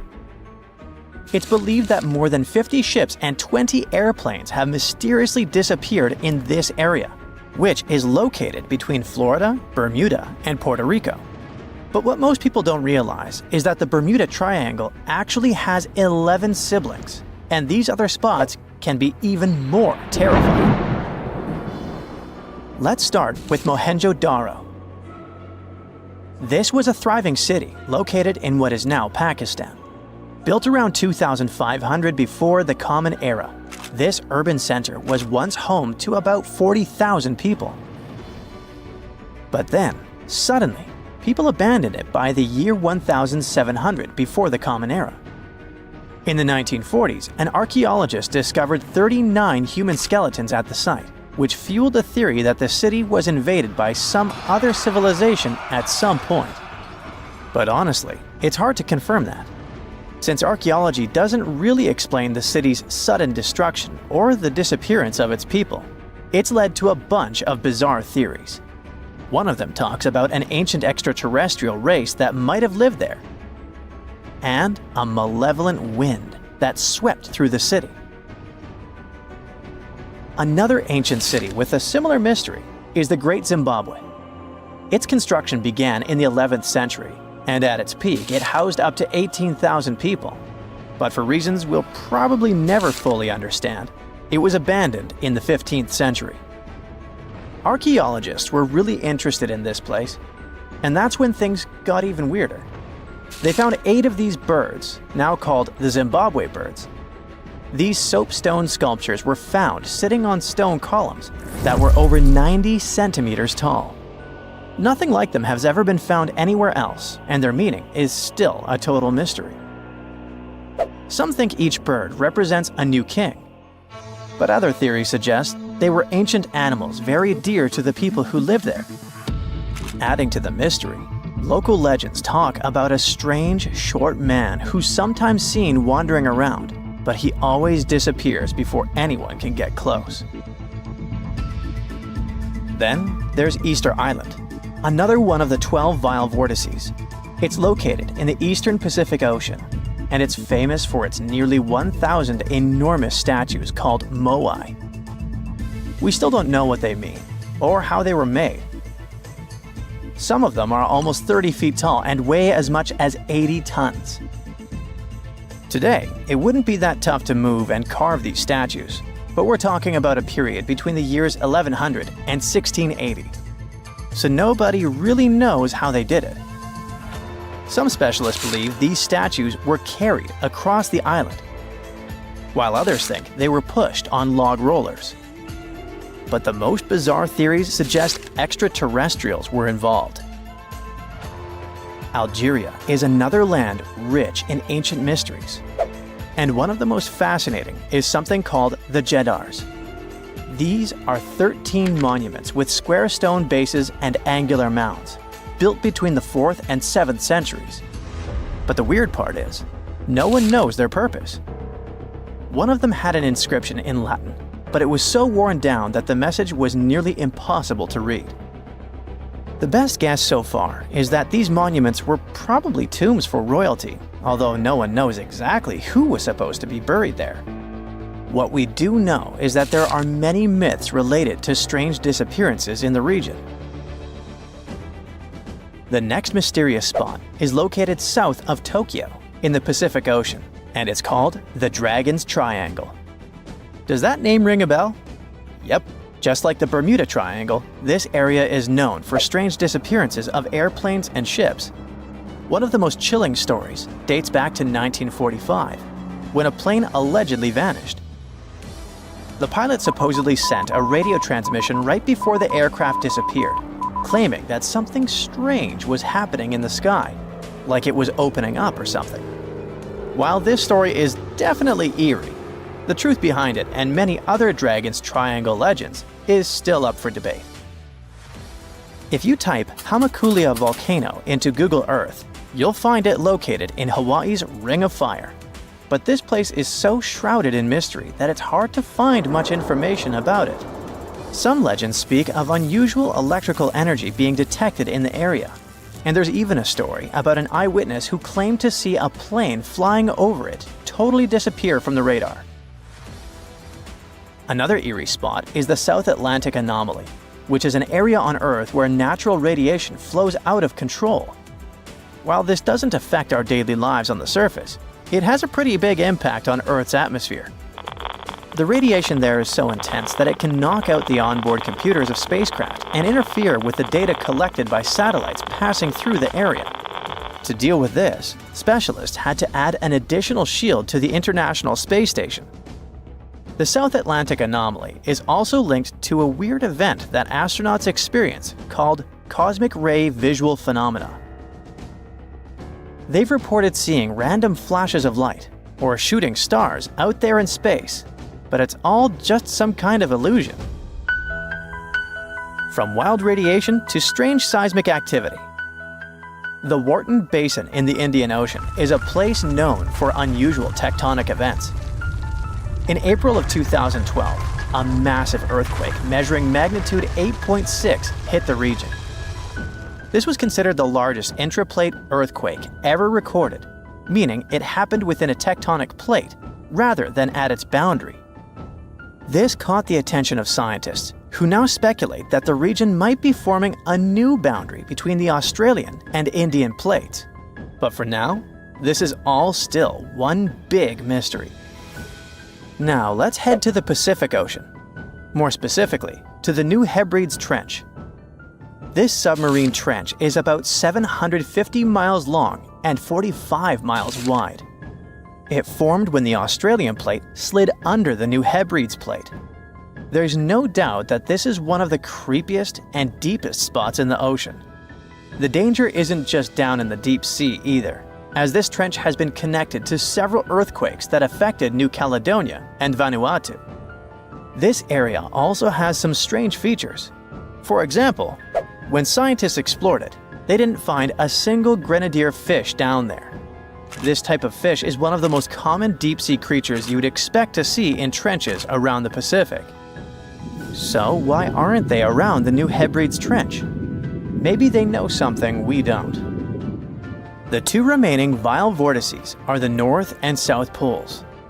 These two are on the opposite ends of the planet, but they share one thing in common: strange disappearances. One of the most famous stories from the North Pole happened in 1897. 3 brave explorers set out on a journey to reach the North Pole using a hot air balloon. But they never completed their mission. Their mysterious disappearance remains one of the most intriguing, unsolved mysteries in the history of Arctic exploration. The South Pole is also known for similar mysteries. It's believed that hundreds of people may be buried beneath the snow and ice of the coldest continent on Earth. Even with all the advancements in technology and knowledge, the South Pole can still be extremely dangerous for anyone who ventures there. The temperatures can drop to almost minus 130 degrees Fahrenheit, and the winds can get up to 200 miles per hour. And that's definitely enough reason to stay away. Now that you're familiar with the 12 vile vortices, let me tell you something even stranger. If you look at a map, you'll see that these places are arranged in a way that looks pretty similar across the globe. Here's the weird part.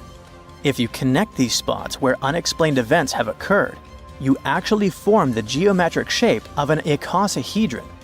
This could be just a huge coincidence, but the fact that these mystery spots align with this shape makes them even more intriguing. It was the start of 1912. A giant chunk of ice broke off a glacier in southwest Greenland. The ice was made up of snow that had fallen thousands of years before the event, perhaps as far back as when mammoths still roamed the earth. The iceberg started its journey. It was a huge thing, more than 1,700 feet long and weighing over 75 million tons. It was also a very peaceful chunk of ice. It steered clear of ships and busy transport routes. And then, it somehow floated much further south than other bergs did. Our iceberg was lucky. Others melt long before they get to these low latitudes. Out of up to 30,000 icebergs that drift away from Greenland's glaciers, only 1% ever make it all the way to the Atlantic. Even after melting into the water for months, this massive block of ice was still almost twice as heavy as the Golden Gate Bridge. The iceberg's top part was towering 10 stories over the ocean surface. Several days before our iceberg made it to the Atlantic Ocean, a magnificent ship left port. It was a luxury liner carrying more than 3,000 passengers and crew members. At that time, it was the largest ship ever built. It was the Titanic. The collisions happened on April 14th, when the ship was in the North Atlantic, 370 miles away from Newfoundland. Unable to divert its course, the ship ruptured at least 5 of its hull compartments. They started to fill with water at an alarming speed. The Titanic's compartments weren't capped at the top. That's why the water spilled over and started to flood each succeeding one. The front of the ship began to sink, causing the back part to lift vertically into the air. And then, with a deafening roar, the liner broke in half. The rest is history. But what happened to the iceberg after that? On April 15th, the German ocean liner SS Prinz Adalbert was sailing through the North Atlantic. It was traveling a few miles away from the place where the Titanic had sunk several hours prior. The German ship's chief steward, who hadn't learned about the disaster yet, saw an iceberg. What drew his attention was a large streak of red paint going along the iceberg's base. Surprised, the man took a photo of his discovery. He thought the paint meant a ship had hit the iceberg within the past 12 hours. The next person who saw the iceberg and took another photo of it was the captain of a vessel laying deep-sea telecommunication cables. The ship was sent to help in the area where the Titanic had sunk. The captain later claimed the iceberg he'd seen had been the only one in that area, plus the red paint. It wasn't difficult to connect the dots. In 2015, one of these photos sold at auction for over $32,000. And still, experts are unsure whether the image really shows the infamous block of ice. It might be a simple iceberg that had been floating nearby at that time. The great unsinkable ship was gone, sunken to the bottom of the North Atlantic, where it remains to this day. But the iceberg continued on its way, perplexing a few witnesses and slowly melting into the surrounding water. It would vanish completely before the end of the year. The cause of the Titanic crash was an iceberg, or so we've always been told. But new research has come to light that debunks this theory. On April 15, 1915, Titanic, the biggest ship of its time, completely disappeared under the ice-cold surface of the Atlantic Ocean. It's hard to believe that such a massive and expensive creation could be destroyed by one simple iceberg, right? Well, recent findings suggest that the real cause of the disaster was a fire, not an iceberg. For over 3 decades, journalist Sinan Maloney has dedicated himself to studying the sinking of the Titanic. During his research, he made a significant discovery that shed new light on the well-known story. Maloney discovered a massive black spot on the hull of the Titanic, which measured an impressive 30 feet in length. He found it thanks to an unpublished album of photographs that showcased the construction and preparation of the ill-fated ship's first and final journey. Can you believe that most probably the fire on the Titanic had been burning at extreme temperatures for 3 whole weeks before anyone noticed it? Crazy, right? Apparently the high temperature corrupted the metal, making it 75% weaker. That's why the iceberg was able to make a hole in the ship. If not for the fire, the Titanic might have survived the crash because the iceberg apparently hit the exact spot we are talking about. And this is only one link in the chain of incredible coincidences that brought the Titanic down. The people in charge of the Titanic knew about the fire and knew the ship shouldn't have set sail.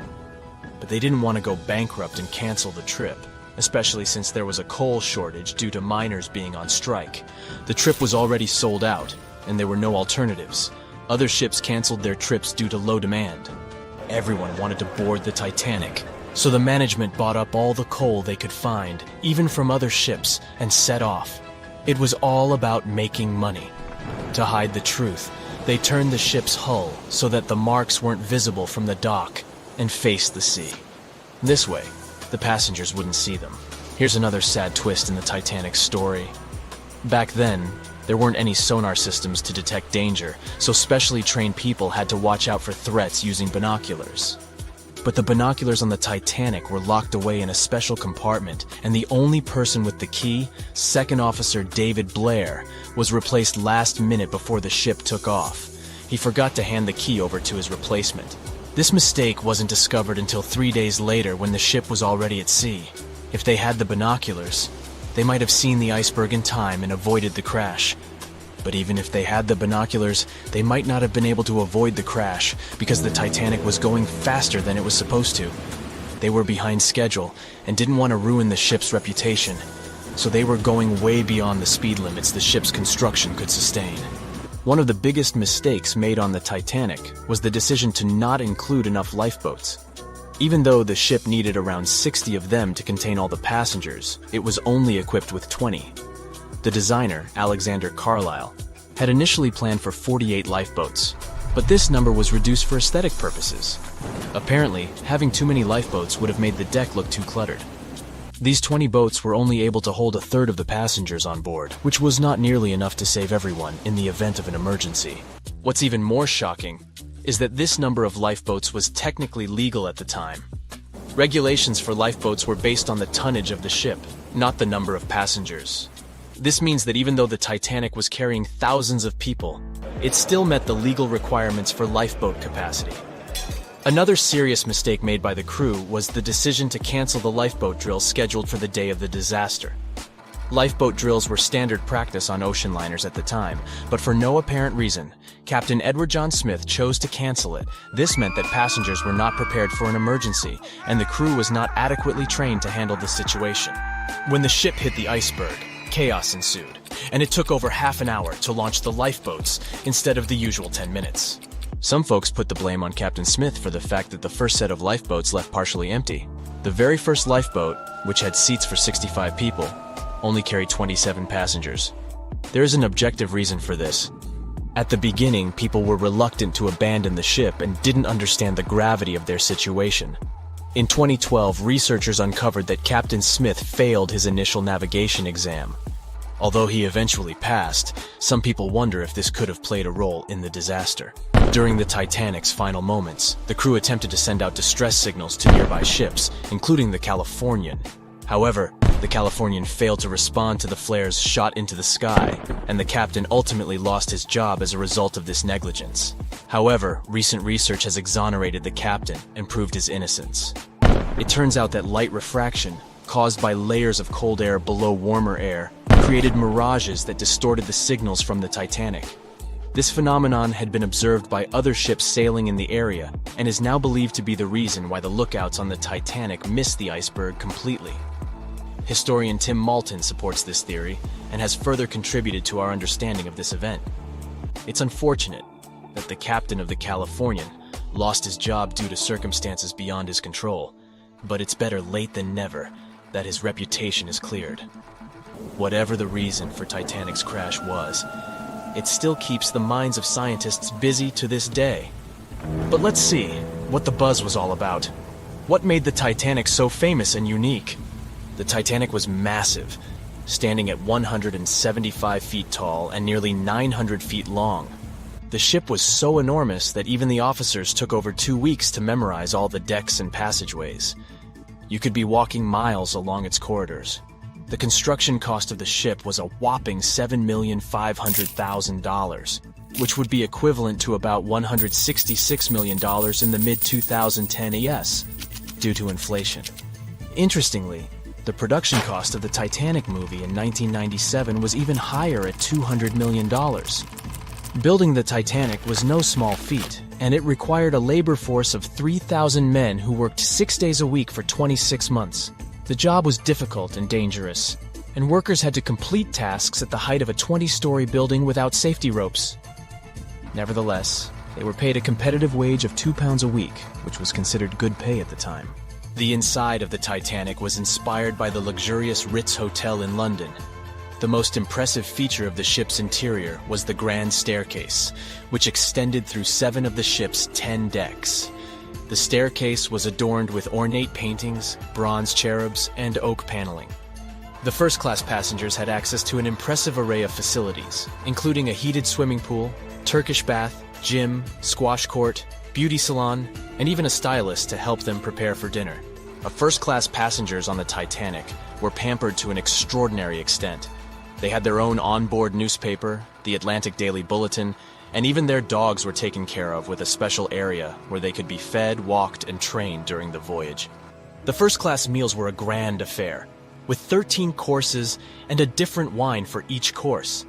These dinners could last up to 5 hours, and they were certainly something to look forward to.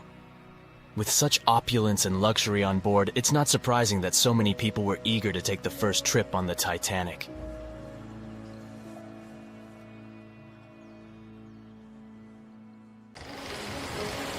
It was 11:39 at night when the Titanic's lookout shouted, "Iceberg, right ahead!"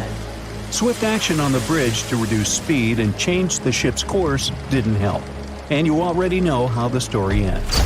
Since then, we've regarded what happened to Titanic as a once-in-a-lifetime event. Is it, though? The Titanic sank in 1912. Forget about fancy GPSs or weather satellites.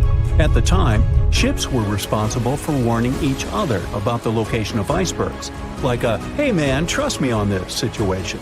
Then the Titanic disaster happened. To call it a disaster is an understatement, so specialists felt the need to form an organization to avoid this kind of accident happening again. That's why, a year later, they created the International Ice Patrol, or IIP for short. Up to this day, this group has been responsible for giving ships advanced warnings about ice threats. IIP improved their methods over the years, from ship reports and aircraft patrols to satellite images. Recently, they've also been using oceanographic buoys, floating devices providing real-time information about ocean conditions up to 164 feet below the surface to predict the potential drift of icebergs. Luckily, IIP is doing an excellent job in reducing ship iceberg collisions. But don't get too comfortable, because even the most advanced detection equipment can't entirely avoid an unfortunate situation. Between 1980 and 2005, there were 57 incidents involving vessels and icebergs. And the chilling truth is that today's ships are more likely to run into an iceberg than the Titanic was. Studies have shown that 1,038 icebergs crossed the area where the Titanic sank back in 1912. You might think that's a lot, but scientists say it's not really a big deal. I mean, yeah, it's on the higher side, but there have been 14 years with even more iceberg activity since then. Nowadays, the number of icebergs is going up due to the accelerated melting of Greenland's glaciers. And since more ships are heading into polar waters, the chances of ships bumping into icebergs are higher. But the real danger for captains is invisible enemies, called growlers and bergy bits. Growlers are these small icebergs that can be the size of a regular door. And bergy bits are also considered small, measuring around the size of a school bus. These icebergs might seem harmless, but they're actually tricky since they can be completely invisible to radars or satellites. Let's see what happens when a modern cruise ship as big as the Titanic hits one of these small icebergs. Meet the Norwegian Sun, a luxurious cruise ship like Titanic, as it has the capacity to accommodate 2,400 passengers and more than 900 crew members. On July 2022, this cruise ship was on its way to Hubbard Glacier in Alaska when it found itself in the middle of a dense fog. Suddenly, passengers felt an impact and were terrified as the ship experienced a severe jolt. The fog immediately cleared and they realized what had happened. The Norwegian Sun had collided with an iceberg of the growler type. But the outcome was entirely different from Titanic. Thankfully, there were no injuries, and both the passengers and staff reached the Alaskan docks safely. Expert divers checked the condition of the boat, and they discovered that the ship had suffered some damage after the collision, so the rest of the trip was canceled. Now don't stress about packing for your next trip across the Atlantic, because accidents like the one with the Norwegian Sun are really rare. I mean, it's common for ships to encounter ice, but what's unusual is for it to be a problem. Most modern cruise ships wouldn't get physically damaged by an iceberg, and there's a reason for that. You see, the steel used in the Titanic also played a significant role in the disaster. The unsinkable ship, after all, was not so impact-resistant. Back then, the Titanic's hull was constructed using around 2,000 steel plates, which are believed to have been produced in an open hearth furnace. As a result, the steel contained a high concentration of phosphorus, oxygen, and sulfur. High levels of these elements make steel brittle at low temperatures, causing it to fail upon impact. While the steel used on the Titanic was of the highest quality available at the time, it wouldn't meet the safety standards of modern ships, and it was approximately 10 times less safe than what today's vessels use. But the most significant difference between the design of the Titanic and a modern ship lies in how the hull is put together. You see, the Titanic was built using over 3 million rivets for its hull and upper deck structure. So, when it struck the iceberg, the rivets started a chain reaction, causing the entire section of the hull to collapse simultaneously, causing an uncontrollable flood of water. In contrast, modern ships use a method called submerged arc welding, which fuses the edges of metal pieces together, creating a strong and continuous bond. This is safer because if any part of the ship gets damaged, the tear doesn't spread, making things worse. The damage remains contained within that section. Okay, so small icebergs are becoming more common, and vessels have been adapted to deal with them. But there's still one more scenario to consider. What if a huge cruise ship hit an iceberg the size of a 5-story building? Imagine we've just created the world's largest cruise ship on the planet. Let's call it the Bright Seaside. Our floating resort is massive, 4 times the size of the Statue of Liberty. It's longer than the Titanic by 318 feet and carries about 3 times more passengers and crew. And just like the Titanic, our fictional ship can cruise at a top speed of around 23 knots. Now, picture this scenario. The Bright Seaside is cruising at full speed in freezing waters. It's the middle of the night, and the captain doesn't realize that all the iceberg detecting equipment on board isn't functioning. It stopped working 3 days ago. It's very foggy out there, and the lookout also fails to spot a 45-foot tall iceberg. If that whole situation played out, and the ship smacked into the iceberg head-on, well, it could potentially lead to a sinking. But you can see how unlikely that is, right? That's why experts are quite confident in saying that ice isn't likely to sink modern cruise ships. It's also worth mentioning that safety measures have improved a lot since Titanic. A modern large vessel can take days to sink, which provides enough time to keep everyone safe. Crews are definitely better prepared to handle evacuation procedures, and passengers should also go through safety training before cruising. I know, it is annoying to do that when all you want to do is drink a lemonade or some other beverage by the pool. But, all these safety tips are what saved the MS Explorer from becoming a modern Titanic. You see, back in 2007, all 154 people on board this Antarctic cruise ship managed to get into lifeboats after the ship hit an iceberg. Now, imagine their panic as they waited for help for 4 hours. The crew did an excellent job in keeping everybody safe, no doubt. But a report that came out 2 years later said that the MS Explorer accident had happened because of the inexperience of the captain, who had pushed the ship too fast into a wall of ice in the freezing waters of Antarctica. That means that no matter how much tech a ship's got or how fancy its materials are, if you've got a careless captain and a crew that doesn't know how to handle an iceberg hit, yep, a disaster similar to Titanic could happen again. But hey, you shouldn't stress over it. Trust the professionals and keep in mind the odds. In the last 30 years, the MS Explorer was the only cruise ship that sank thanks to an iceberg, and everyone survived.